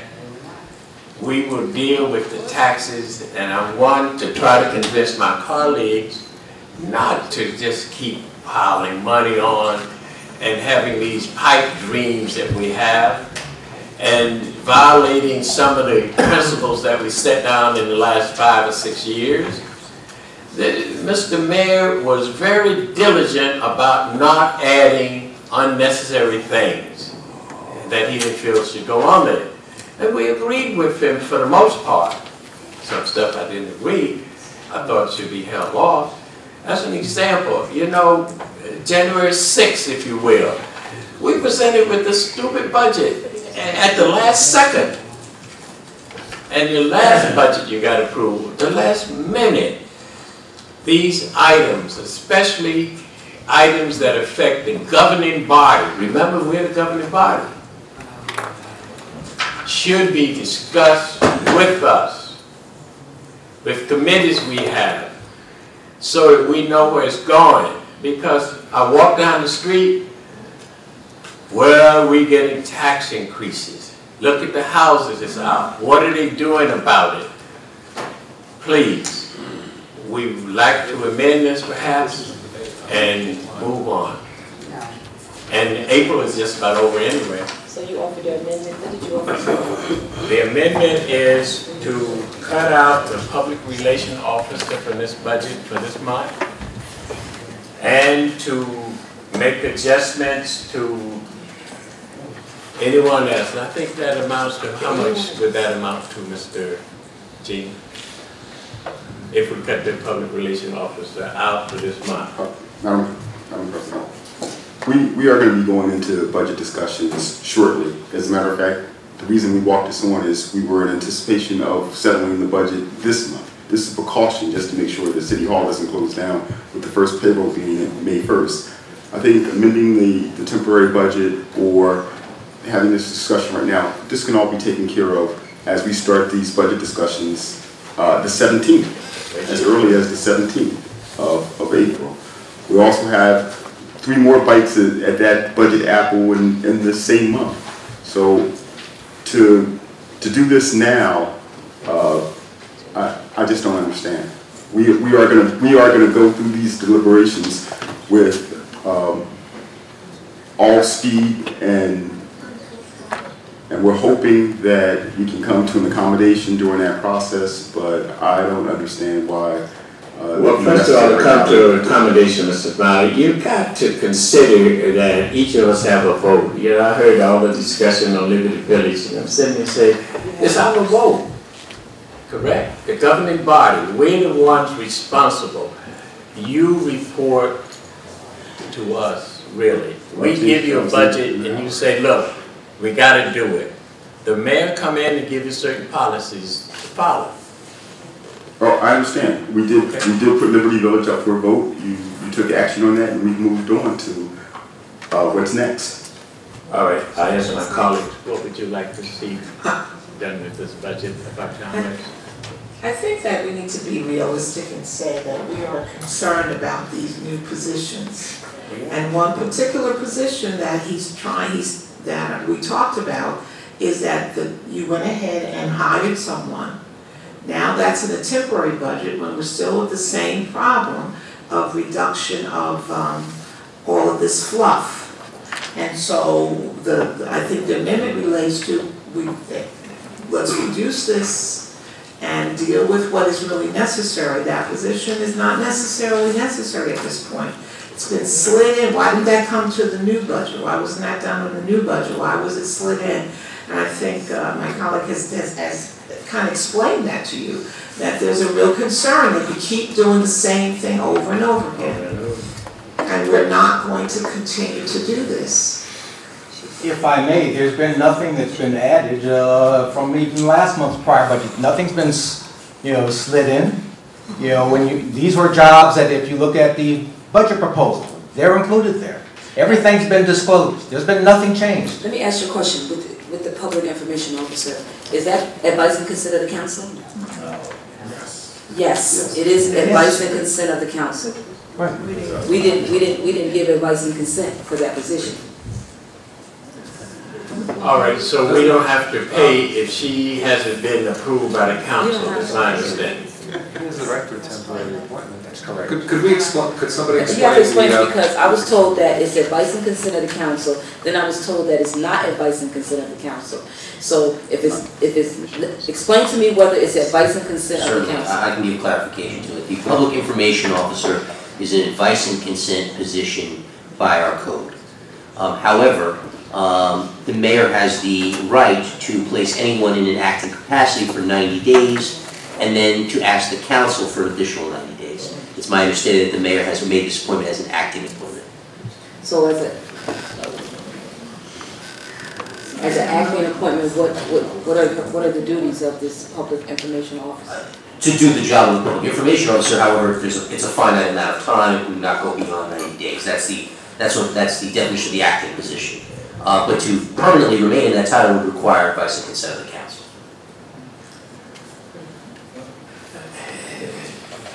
And you went ahead and hired assuming that you were going to get the advice and consent, is that correct? And you paid somebody that you know may not be approved because we got ratables going down and expenses going up, and you've heard, at least myself, warn you about tax increases. We cannot afford to increase the taxes of this community.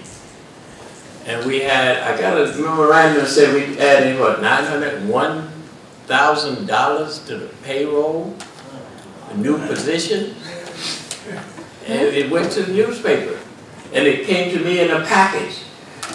Come on. We have to discuss dollars first when you start to add positions.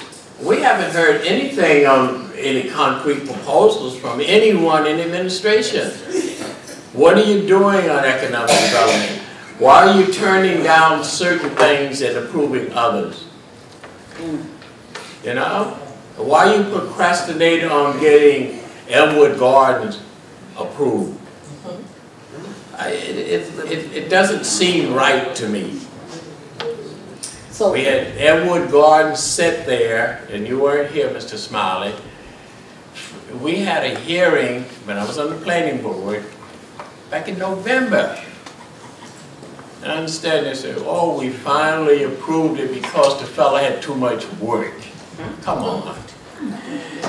Please, let's move on to the amendment. Can I get a date, effective date of this public information officer?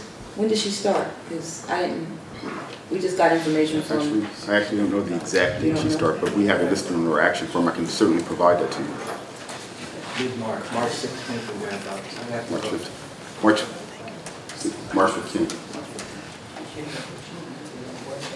Okay, there's a amendment to reduce this budget by 1/12 of 68,000, let's say 70,000, which is the annual salary, which is a small amount.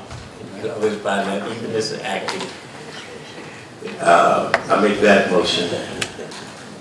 So what's the motion? Clearly, what's the motion? Motion is to reduce this budget we're talking about today by 1/12, which is the monthly salary of the $68,000 person that we've said is not necessary at this point. Well, you gotta be specific on Councilman Reed. Divide by 12, so $6,000 we're gonna take off the budget, let's say it that way. Because this is a whole department. No, this is for This is just that one position. the media item that's on the salaries and wages of the media. But you're saying the media, there's 7 people that work in the media department. What position are they taking? The 68,000 you referred to as the new public relation person that you're putting in, correct? That's the head now. That's what. Explain the rules. Oh, you can't, but, You can't what? you're saying, what I'm hearing from my colleagues, I need to know if I'm correct, that you can't amend a line item, you have to do the whole budget? On the temporary, that's correct. In other words, you can't single out a line within the media budget. If you're going to make an amendment, it has to be for the media budget as a whole. Well, that's what I said, the media budget. The media budget is 76. 86. No. 86,000, not taking 6,000 off, not reducing it. No, absolutely not, because I'm not telling you what to do, but if you amend that media line, it doesn't say that the public information officer is going to leave. No. It could be anybody in media. So, and that's just the role that administration plays. That is so if you want to attack the public information officer, if we want to take that off, not attack, that's wrong words to use. I'll be on the blog tomorrow, but that's okay. Let me clear it up. Let me clear this up. If you want to eliminate the position of the public information officer, then that will be done during the regular budget. Because I don't want to so amend you're it. suggesting that the amendment is improper at this point? Yeah. All right, may I have a vote on the amendment then? No amendment. No. Oh, I'm sorry. No, the vote on the resolution number 172-14. Wait. 172. Can I get some information clarification from the Corporation Council, please? Just to echo Council President, what you were saying is that it is incumbent upon the administration to work within the confines of whatever budget the council sets. You can amend any line, you can amend any salary and wage line within the temporary budget, but then it can never be specific to a position. The administration is then required to look at what the budget, look at what has been approved and then hire accordingly or lay off accordingly. So it is not specific to any particular position. And that can only be done in the permanent budget. It can, well, in a fully adopted budget, you'll have an opportunity to look at every salary as it's listed in the book, and you can make accommodations within that, within the, based on those salaries. However, it is always incumbent upon the administration to hire within the confines of the budget set by the council. So what you're telling me right now is that it doesn't matter if we amend the media line down to $89,000 for the public information officer, the administration still do not have to ask. Well, obviously some accommodations would have to be made, some changes would have to be made, but it's not necessarily going to be to what the council would like. Well, it will be to what the council like because it's advice and consent, right? With that position, absolutely, that is correct. Yes, that is Thank correct. you. Thank you. Okay, the vote is for Resolution R172-14 as submitted. Second. So, can I have a roll call, please? Roll call on Resolution R172-14 with no amendments. Council members Brown? Yes. Reeves? Yes. Storch? Yes. Taylor? Yes. Williams? Yes. Chairman Reed? Oh, well, I guess yes. Council President. Yes. Unanimous, R172-14. I introduced resolution R173-14, which is a resolution awarding a non-fair, which means not fair, it said non-fair here, an open contract to Mrs. Donna Turney for codification and transcription services of the municipal clerk and the council in the amount not to exceed $10,000. Second. Till December 31st. All those in favor? Aye. Any opposed? Any abstentions? Motion carries. Okay, I introduced resolution 174-14, which is a councilmatic resolution commemorating the 50th anniversary of the Civil Rights Act of 1964. And it says introduced by me. Second. And I thought about this after you said it. May I say a comment, Mr. Chairman, for a second? You know, all of us sit here, and most of you in the audience are here because of the Civil Rights Movement and this act. And of course, most of us know nothing changed for a long time, and we continued to fight, and both Dr. King and a lot of colleagues were murdered because of that. I think that we should take cognizance of where we are now compared to 1964 and the wasted talent and the wasted time and the monies that was spent in segregation. Yep. I can also say that being from a state that's still sort of up on that whole area of not allowing us to participate the way we should, we gotta honor that. And you know, it's important that we respect President Lyndon Johnson for the bold act that he did, and respect the efforts of people that marched and was burned and shot and criticized and water hosed. You know, every time I see that clip on the dogs in Alabama, every time I hear or see something about the college, then I say, well, at least coming to New Jersey in 1950 and working hard as hell and raising a family and moving to a city like a Plainfield where I was accepted with 5 kids, you know, that's a lot to go into the system. In the 1967, looking forward to a change, and it was a change. And one of the reasons I say we don't need to raise the taxes, because we who purchased here in other cities like this had a certain budget which was limited to what we could do and how many jobs we had. Now we argue over these jobs. It's important for us to change the way we live today and to give more respect to each other. Some of the things that we do to each other, it just cries sometimes to think about it.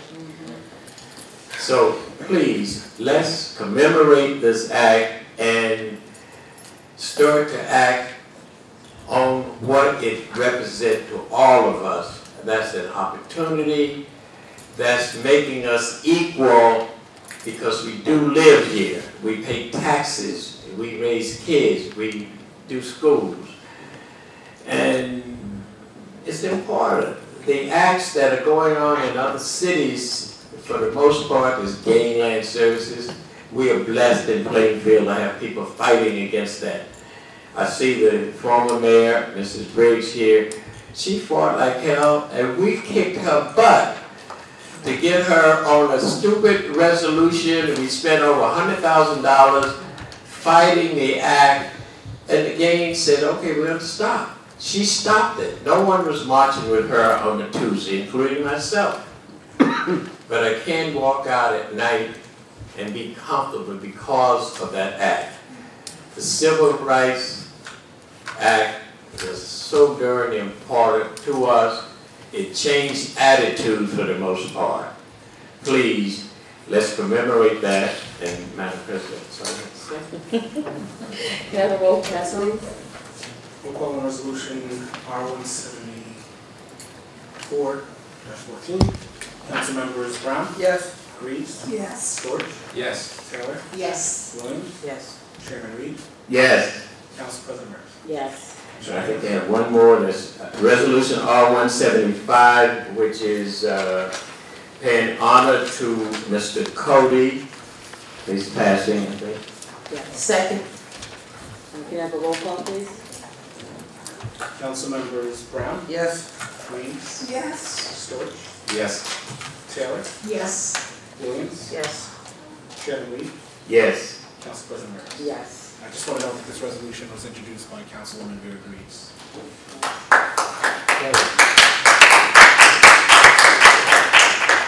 I'll go to item 13 on the agenda, we'll be going home soon. Introducing the ordinance on the first reading. Ordinance MC 2014-8 is an ordinance to reallocate,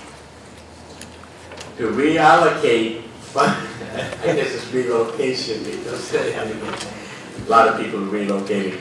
An ordinance to reallocate funds from prior funded capital ordinance to cancel out by resolution R-125-14. Make a motion for the adoption. Can I have a second? Second. Oh, no, wait a minute. Ordinances. Ordinance, so we look at funds. What was that again? No, we just did. Okay, Madam President, under ordinance, introduction of ordinance on first reading, introduce MC 2014-08, which is an ordinance to reallocate funds for prior funded capital ordinance, cancel out by resolution 125, and request that the title be read. Clerk's office concurs with the title read by Chairman Reed.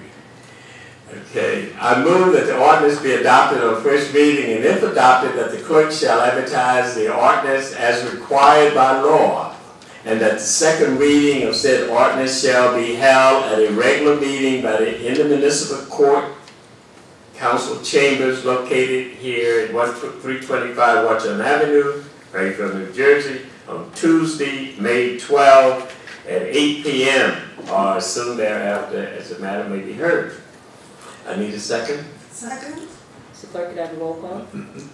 Council members Brown? Yes. Reeves? Yes. Storch? Yes. Taylor?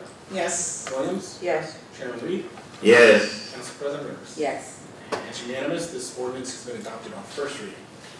Madam President, under introduction of ordinance on first reading, I introduce the accompanying ordinance as identified as MC 2014-09, which is an ordinance to amend and supplement Chapter 6, Building, Article 2, Property Maintenance, and add Section 7, Abatement of Nuisance, and Section 8, Certification prior to adoption of resolution, and request that the title be read. Clerk's office concurs with the reading of the ordinance by Chairman Reed. I move that the ordinance be adopted on the first reading, and if adopted, that the clerk shall advertise this ordinance as required by law, and that the second reading of said ordinance shall be held at a regular meeting, court, municipal court, and council chambers on May 12, 2014 at 8 p.m. or soon thereafter as required. Need a second. Second. Roll call, please. Roll call on MC 2014-09, seconded by Councilwoman Reeves. Council members Brown? Yes. Reeves? Yes. Storch? Yes. Taylor? Yes. Williams? Yes. Chairman Reed? Yes. Council President Rivers? Yes. It's unanimous. This ordinance has been adopted on first reading. Okay, Madam President, under ordinance, introduction of ordinance on first reading, I introduce the accomplished ordinance identified as MC 2014-10, an ordinance to accept the report of the Plainfield Charter Commission and forwarding to the New Jersey State Legislative for action, and request that the title be read. Clerk's office concurs with the reading of the ordinance by Chairman Reed. I move that the ordinance be adopted on first reading, and if adopted, that the clerk shall advertise the ordinance as required by law, and that the second reading of said ordinance shall be held at a regular meeting in the municipal court council chambers here at 325 Washington Avenue on Tuesday, May 12, 2014 at 8 p.m. as soon as thereafter as the matter can be heard. I need a second. Second. Mr. Clerk, can I have a roll call, please? Council members Brown? Yes. Greaves? Yes. Stewart? Yes. Taylor? Yes. Williams? Yes. Chairman Reed?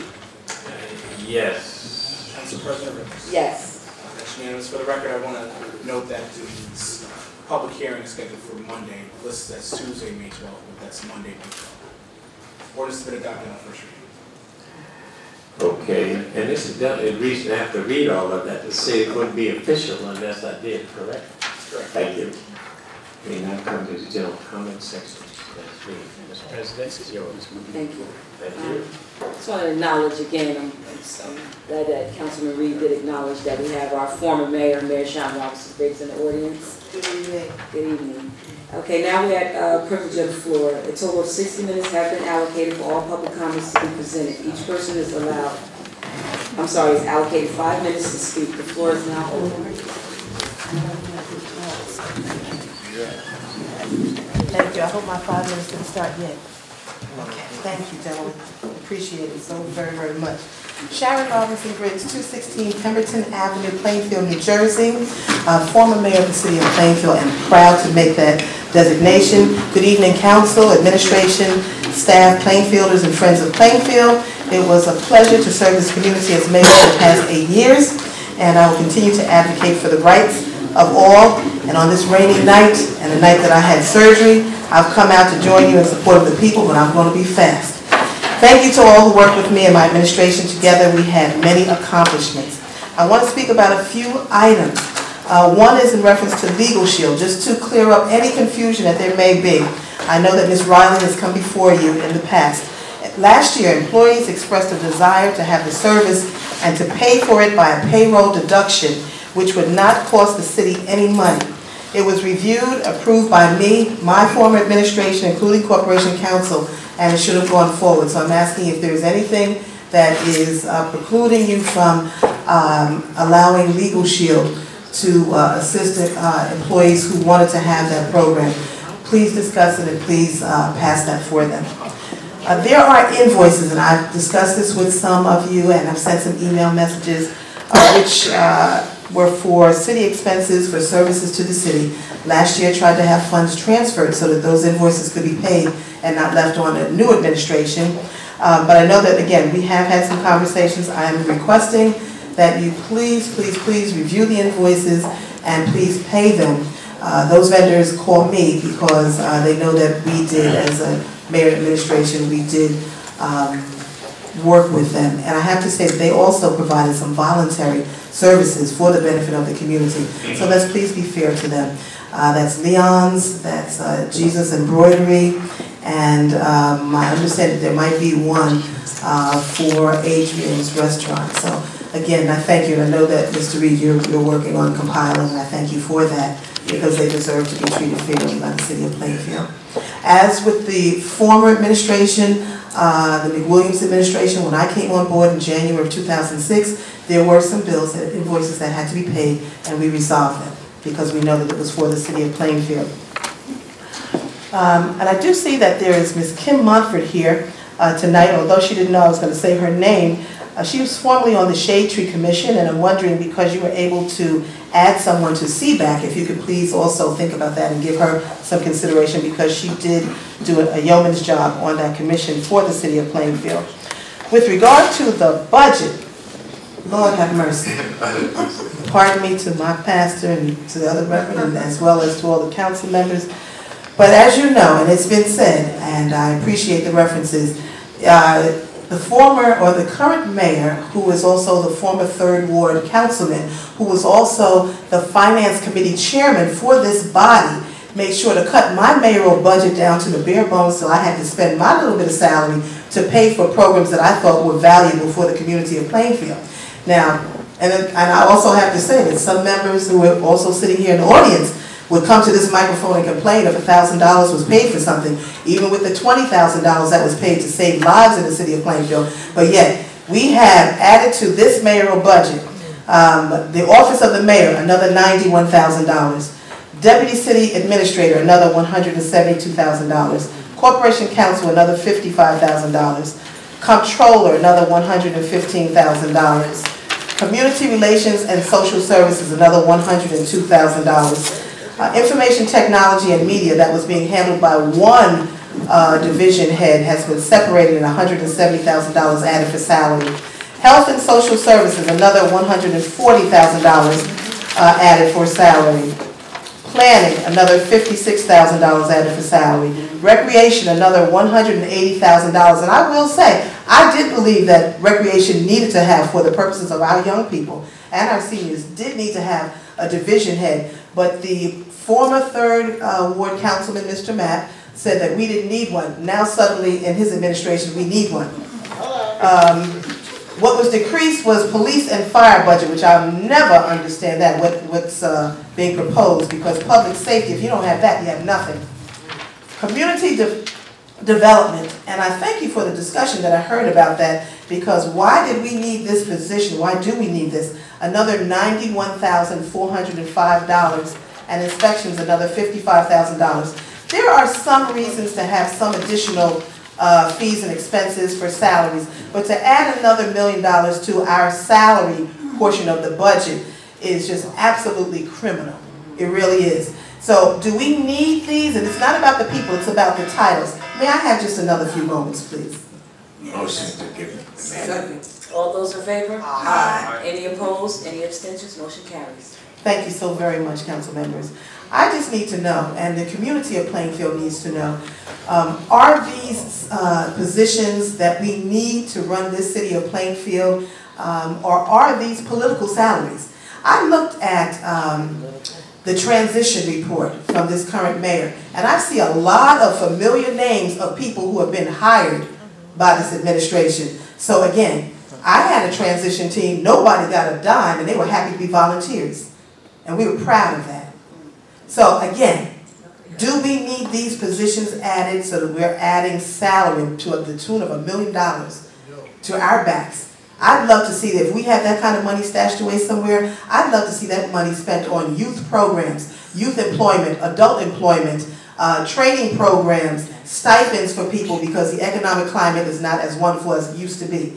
So we need to rethink and think, and I know that you're thinking, and I appreciate you so much for really thinking about this budget and our needs for the city of Plainfield, because again, we're all serving the same people. I'm still doing what I can as a volunteer for this community. You're still elected officials. I thank you for loving this community and wanting to do the very best for Plainfield. Please, please, please, during these budget deliberations, take a fine-tooth comb and really look at it. Look at something like, for instance, we had a mentor who was in place at Hannah Atkins, Mr. Brother Roland Crawford, who worked as a mentor to the youth at Hannah Atkins Playground for a number of years, even before I became mayor. He's written out of the budget. Why? Because maybe he wasn't supportive of the incoming mayor. But that's no reason to write him out of the budget when he was helping young people.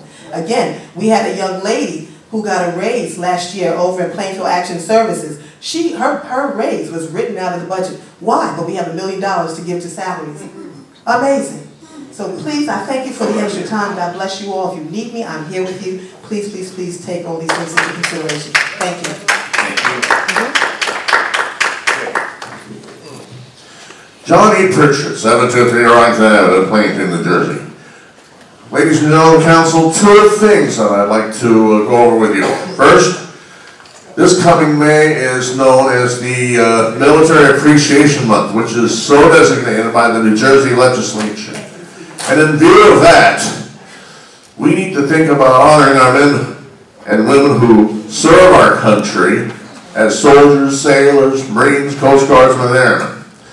And remember those who lost their lives in so doing, in so serving our country. Includes the 16 men from Plainfield who lost their lives during the war in Vietnam.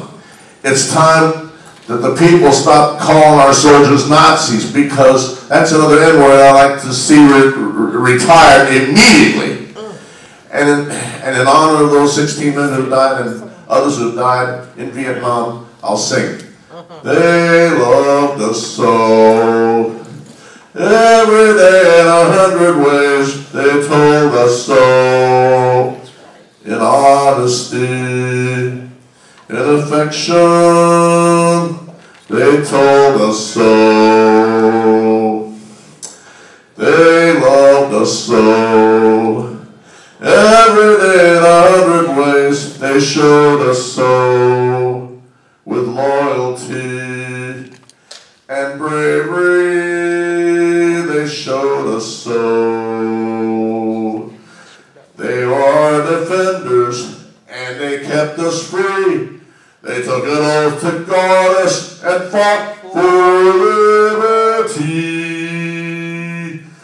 They loved us so, and we should know, for we love them so.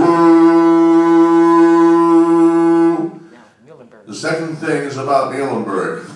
We do not need an apartment complex at that site. If 600 luxury rental units, which we do not need, were to be put in on the current Muhlenberg campus, a food market and supermarket might be needed to be built to supplement all Aldi in South Plainfield and the A&P located near Oak Tree Road and Park Avenue. While a Whole Foods might be nice to have in the vicinity of Plainfield, the Muhlenberg parking lot would be a disastrous thing. That is exactly why I think you should scrap that apartment complex. We need a medical center that's second to none. We need a medical center that's capable of mission, just like we need a police department that's capable of mission, a fire department that's capable of mission. We need a hospital that's capable of mission. Forget about Muhlenberg. Oh, no, we're not going to do that. We're not going to do that. It's time we made Solaris and JFK lay square eggs. The sooner we elected in Muhlenberg, the better off we all would be. Do I make myself clear? Yes, John.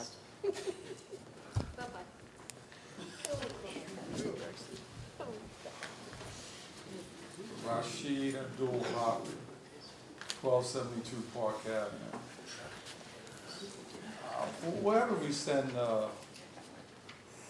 our troops, we're going to support them. So you really don't have to come up here and say we need to support our troops. The thing is, we shouldn't be sending them some of the places we send them. We never should have sent them to Vietnam.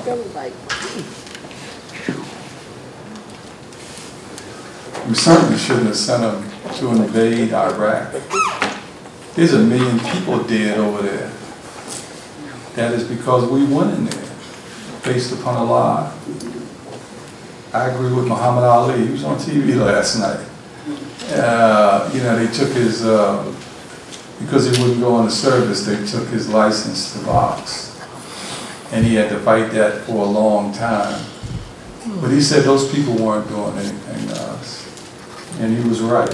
And a lot of people in America felt that way. And eventually we had to come up out of it. I think a legal shield is needed. These are mainly poor employees. You know, I wish I had had it when I was working. I never even thought about it. Because we tend not to go get the legal advice that we need.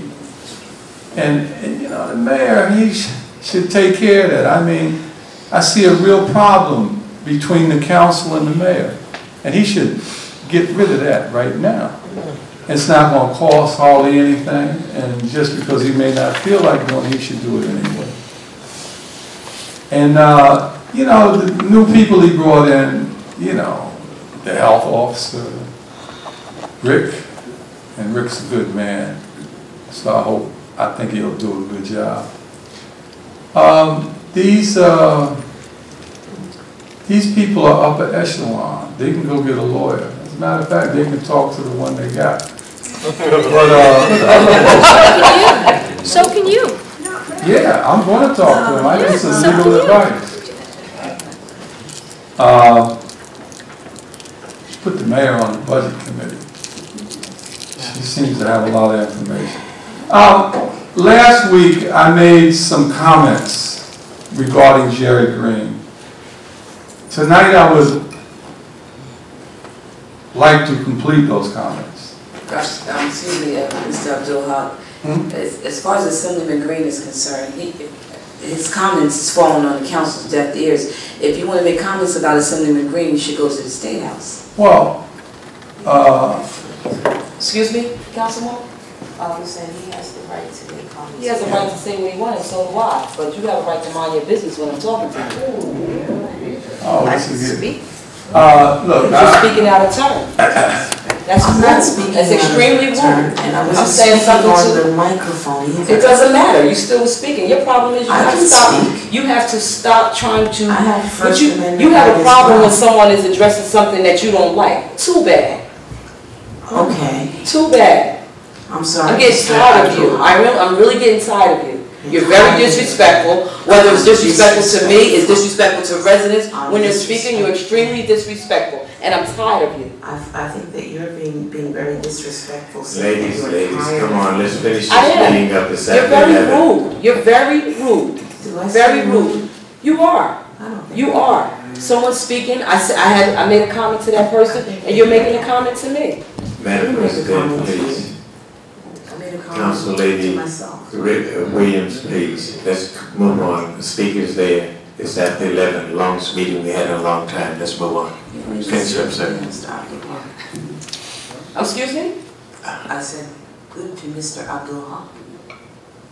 I can address Mr. Abdul-Haq. I'm a council person. Please, Mr. Hawk, finish up, please. Not long. You know, I wouldn't be saying if I wasn't sure. Absolutely.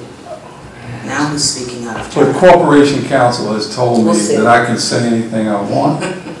I can speak about President Bush. I think nobody would care about that.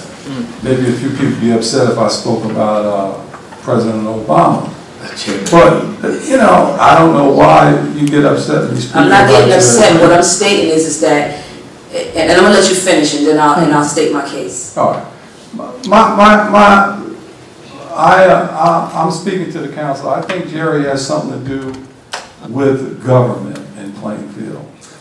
I mean, I was there when the mayor, I remember when he gave you the line. Who gave me the line? Jerry Green. Did I run off the line? For the fourth, I don't know. This was on the fourth ward. He gave Matt the line for mayor. And he didn't allow anybody to even vote. Nobody counted. No committee person counted. He said, I give you the line. And he wouldn't let anybody else speak. And they all sat there. I'm sure a lot of them wanted to vote for the mayor. Now, I'm not trying to give preference to anyone. But I'm just saying, Jerry Green needs to go. And that's one of the reasons he needs to go. He wants to control everything. He wanted to control the Board of Education. I think you know something about that. He would like to control the mayor. He always has tried to control the mayor. If he couldn't, he got rid of him. He ran somebody else. He wants to control the city council, and I'm not saying he is. And he, like I said, he does control the city's Democratic City Committee. And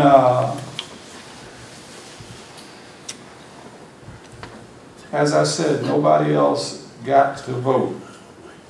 Why is everybody scared of Jerry Green? He's old, bald-headed. I'm old and bald-headed too. But nobody's scared of me.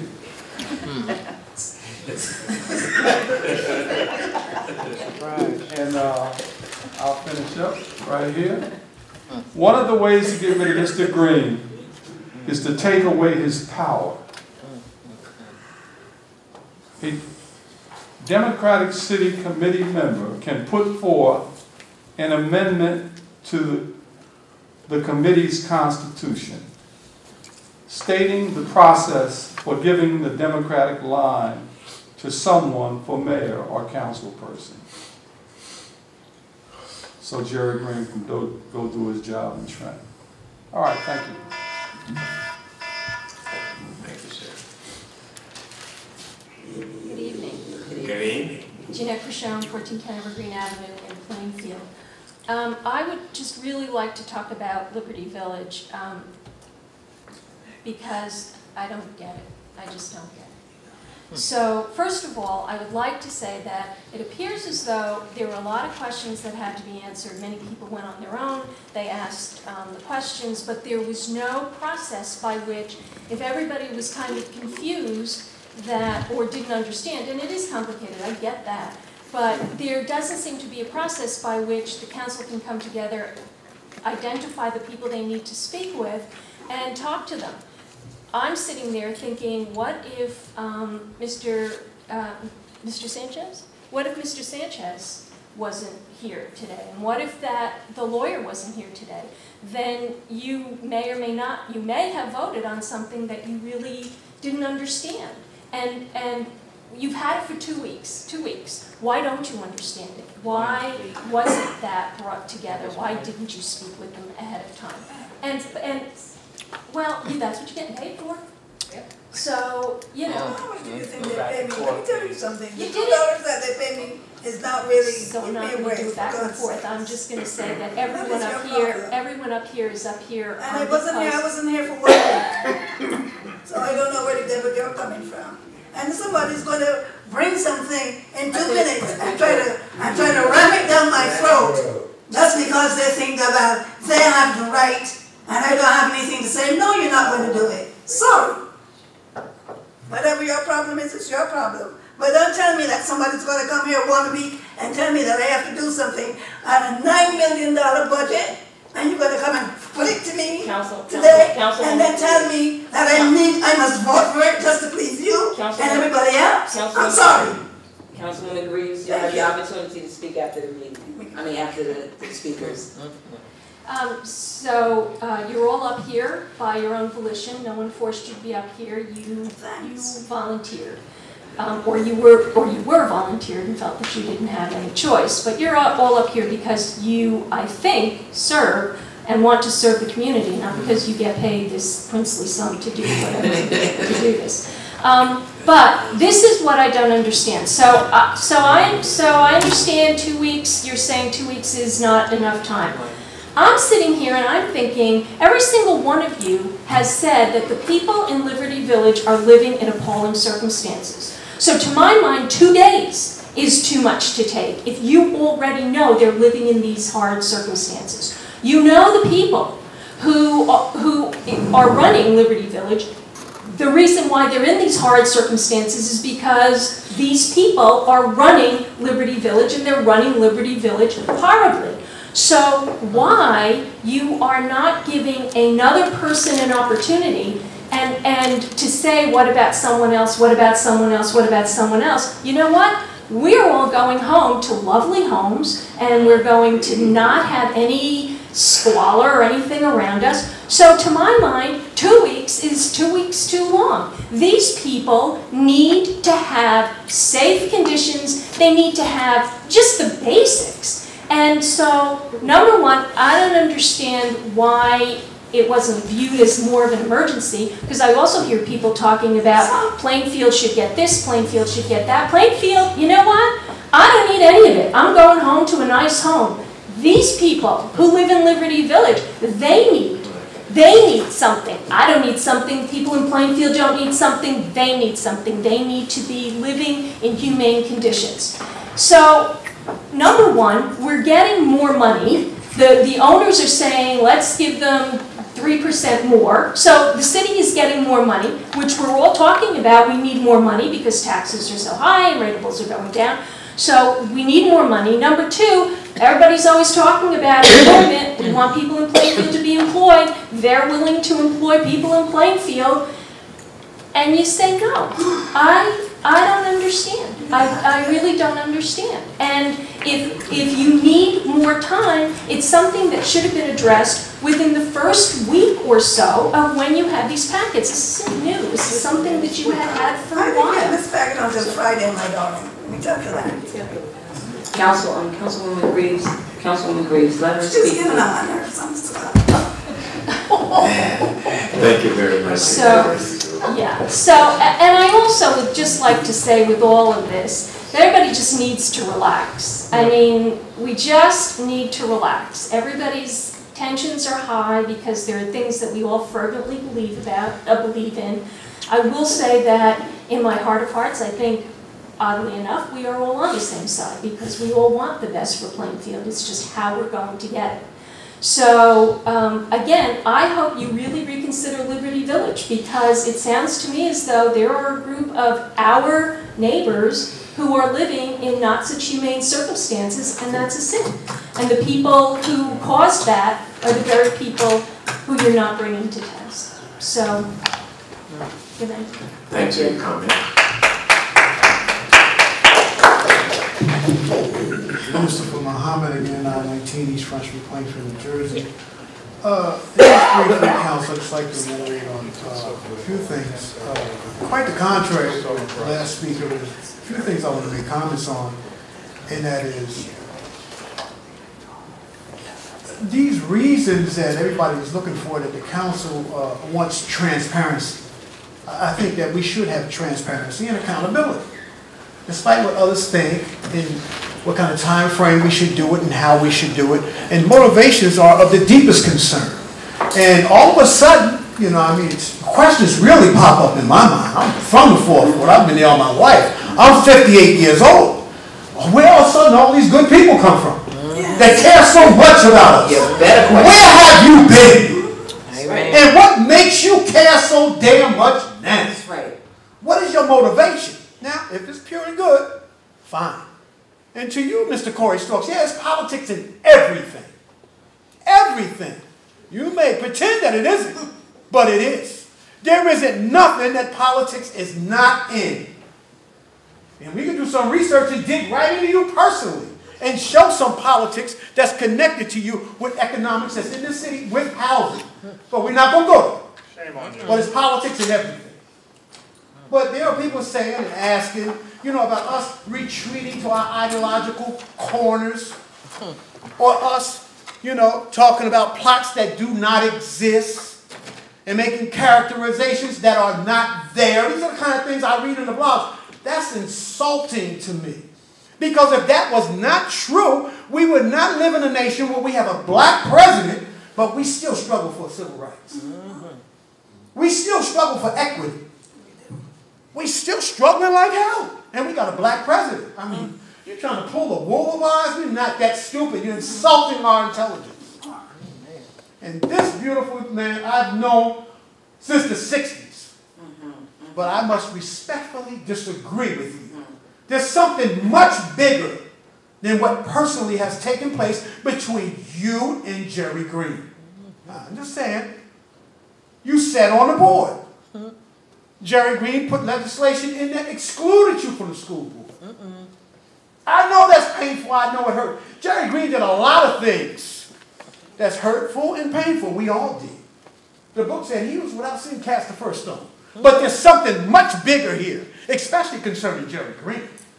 Especially. He is the biggest asset that we have right now. So we better put that stuff behind us. Because our enemies that don't mean us all the good that you think, as many of us are sitting around here selling out. You know, we ham, owns, coons, and shines in 2014. And I don't have to be politically correct. And even if I was in an elected spot, I wouldn't be politically correct. Because we need to be out of the box. We need a new precedent today. We don't need to be fitting in the standards that other people and rules that other people have made for us. It's about the facts.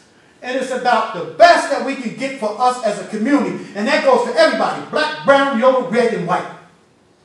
And people laugh when the councilman said Mapp is the smartest mayor that we have. Yeah, he may be. But smart don't necessarily mean good. Hitler was smart. There's a lot of smart men, but they do evil things. Very evil things.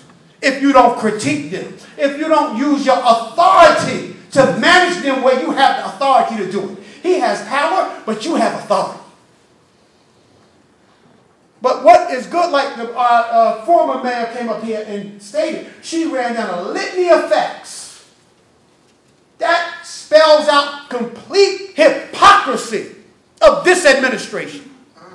This administration is a big hypocrite. It don't get no plain, no clearer than that. So I would hope and pray in the interest of our community that you would critique that budget, get rid of that top-heavy administration. It ain't personal. Nothing personal in that. And it's not personal with you, with Jerry Green. But he wears 5 hats. He's assemblyman for the 22nd District. And he went along with the party when Charlotte DeFilippio usurped the line and gave Matt the line. She usurped it. And it's written in the rules. Correct me if I'm wrong, but go back and look of the Democratic Party that the chairman reserves the right to give that line without a vote. So go check for yourself. But this man, we should respect him. He is the assemblyman here. We need leadership. Motion to allow this gentleman to continue. Thank you, sir. All those in favor? Any opposed? Any abstentions? Motion carries. We need to respect this man that can be the biggest asset to us. We need leadership and administration, a mayor that would have humility enough to work with a man that wears 5 hats. Assemblyman for the 22nd District, chairperson for the county Democrats, chairperson for the municipal Democrats, Speaker Pro Tem, and chairman for the housing in the state of New Jersey, right here. Office on watch on. But we all want to point the finger. Jerry Green is not our enemy. No. Our inability to work with one another, that has been our enemy. But we need leadership that can close the gap between the assemblyman and his 5 hats and this beautiful council that we have in the majority.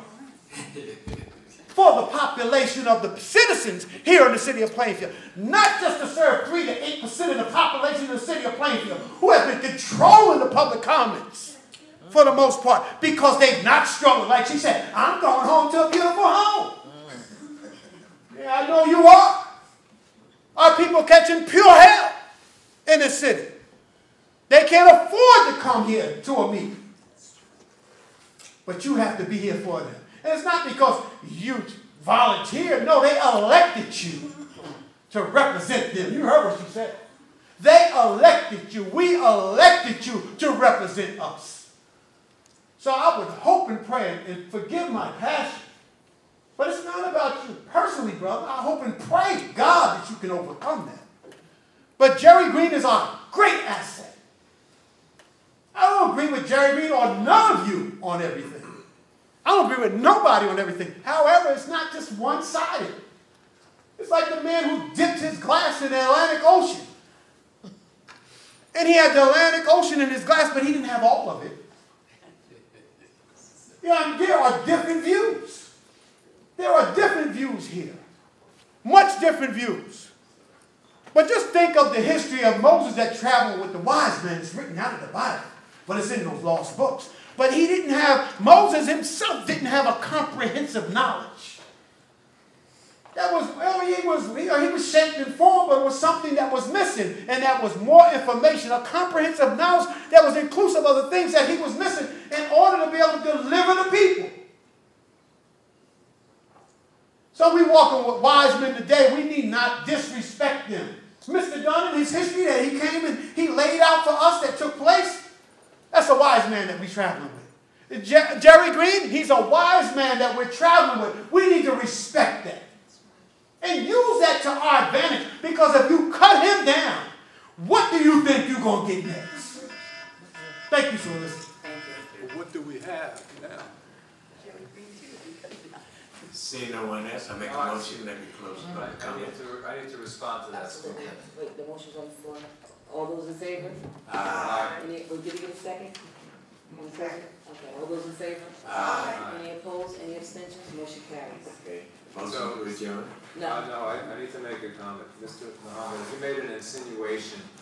You're very good at insinuating without backing it up with facts. You mentioned my name, and you mentioned something about housing, and then you just kind of moved on. If you have any concerns or accusations about any dealings I have, for example, with the Housing Authority, you put that on the table. I'm proud of what I do with the Housing Authority. Insinuations don't cut it. I also want to say that when I campaigned last time, one of my friends equated my opponent with Hitler, and I made my friend retract his comments, and he had the good sense finally to do so. I hope you have the good sense to stop equating people in Plainfield with Hitler, and that you apologize to the mayor. Can I make a comment, President? Can I make it? Oh, she's got it. I just wanted to say, it's never my intention to be rude here or disrespectful. Sometimes I make comments and I think they're off mic, but I don't think that it's our place to really interrupt, to have these back and forths when citizens come before our council to express their First Amendment rights. And I wanted to say one of the things that the mayor said, the former mayor said when she came before the council was she wanted us to pay some bills. She submitted invoices that had the dates whited out, that she whited out the dates on those invoices, and it's very interesting that the vendors did not come forward to request that money. So there's a question, and I, as a council person, will not approve things where there has been deliberate whiting out of dates and information on invoices that were not submitted to the city. I find that to be fraudulent. It seems as if they may have been falsified or altered, and the mayor knows full well, the former mayor, Robinson Briggs, knows full well that the council cannot consider those, and they will not even be brought before us by our council, legal counsel, because they do not cut the mustard. So if she wants to bring false, possibly altered invoices without the proper information and dates as to what the food and whatever it was for, she can do that. I just want to comment. The former mayor is not being fraudulent. Matter of fact, I inquired in reference to the White House on the invoices, which in fact was used by the city of Plainfield, the embroidery company, Leon's and Adrian's. What was whited out was, I believe, her name, because she did not feel that this administration would fulfill the obligation in paying for the business that was in fact used by the city. Okay, I just wanted to say first of all that it's disturbing that, and it's interesting tonight, I'm very happy that we're seeming to getting a better, let's say, balance of comments from the public. And I am sorry that some people have issues with the truth as people see it. And I don't think that the speaker was, I mean, I didn't get offended, I don't think he was calling the mayor Hitler. And he was just making a reference to people who act as rulers that do not want to deal with the democratic process, which is that the advice and consent of the council is included. And I do think that what we are dealing with now is that we do have to go down this road of how to collaborate. We're not there yet, but we have to make that attempt. But sometimes you have to set the record straight and set limits on people who've been abusing our city, whether it's someone who's been dealing with doing deals or someone who has done stuff with property. We are responsible for that. And I think that it's not unlikely that we should, as a council, be brought in. I think that the person that's responsible for economic development is sort of a new position, even though there were lower level people that did it in the past. And I do believe that personally, you and professionally, you would like to have collaboration. And so I would hope that you will promote that with the mayor and that we can begin to do that for the sake of Plainfield. And I do think we can. It doesn't take away from anything, you know. More heads are better than one. And this is not about us and them. And that's our problem. We're operating in us and them. And it bothers me that even someone disrespects the former mayor. I thought we directed the Corporation Council to pay these bills. There are some things that go beyond the specifics of so-called forgery or whatever, that some people are trying to paint as real, which is not real. We have to look at the good of the whole, and it affects the city that we don't have these bills paid. I do recall us talking to our Corporation Council about that.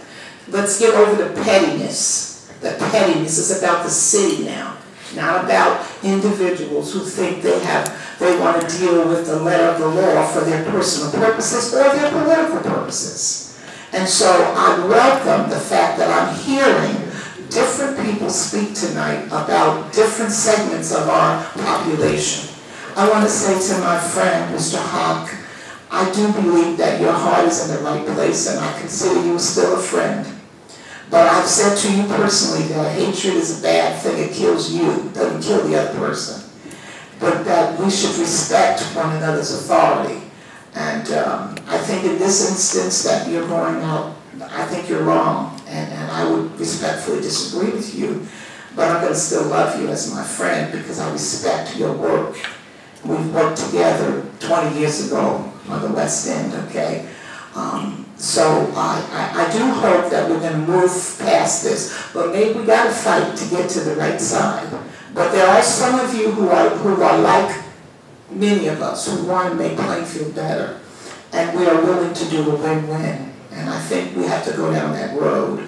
But on the council, we are not. This is our meeting.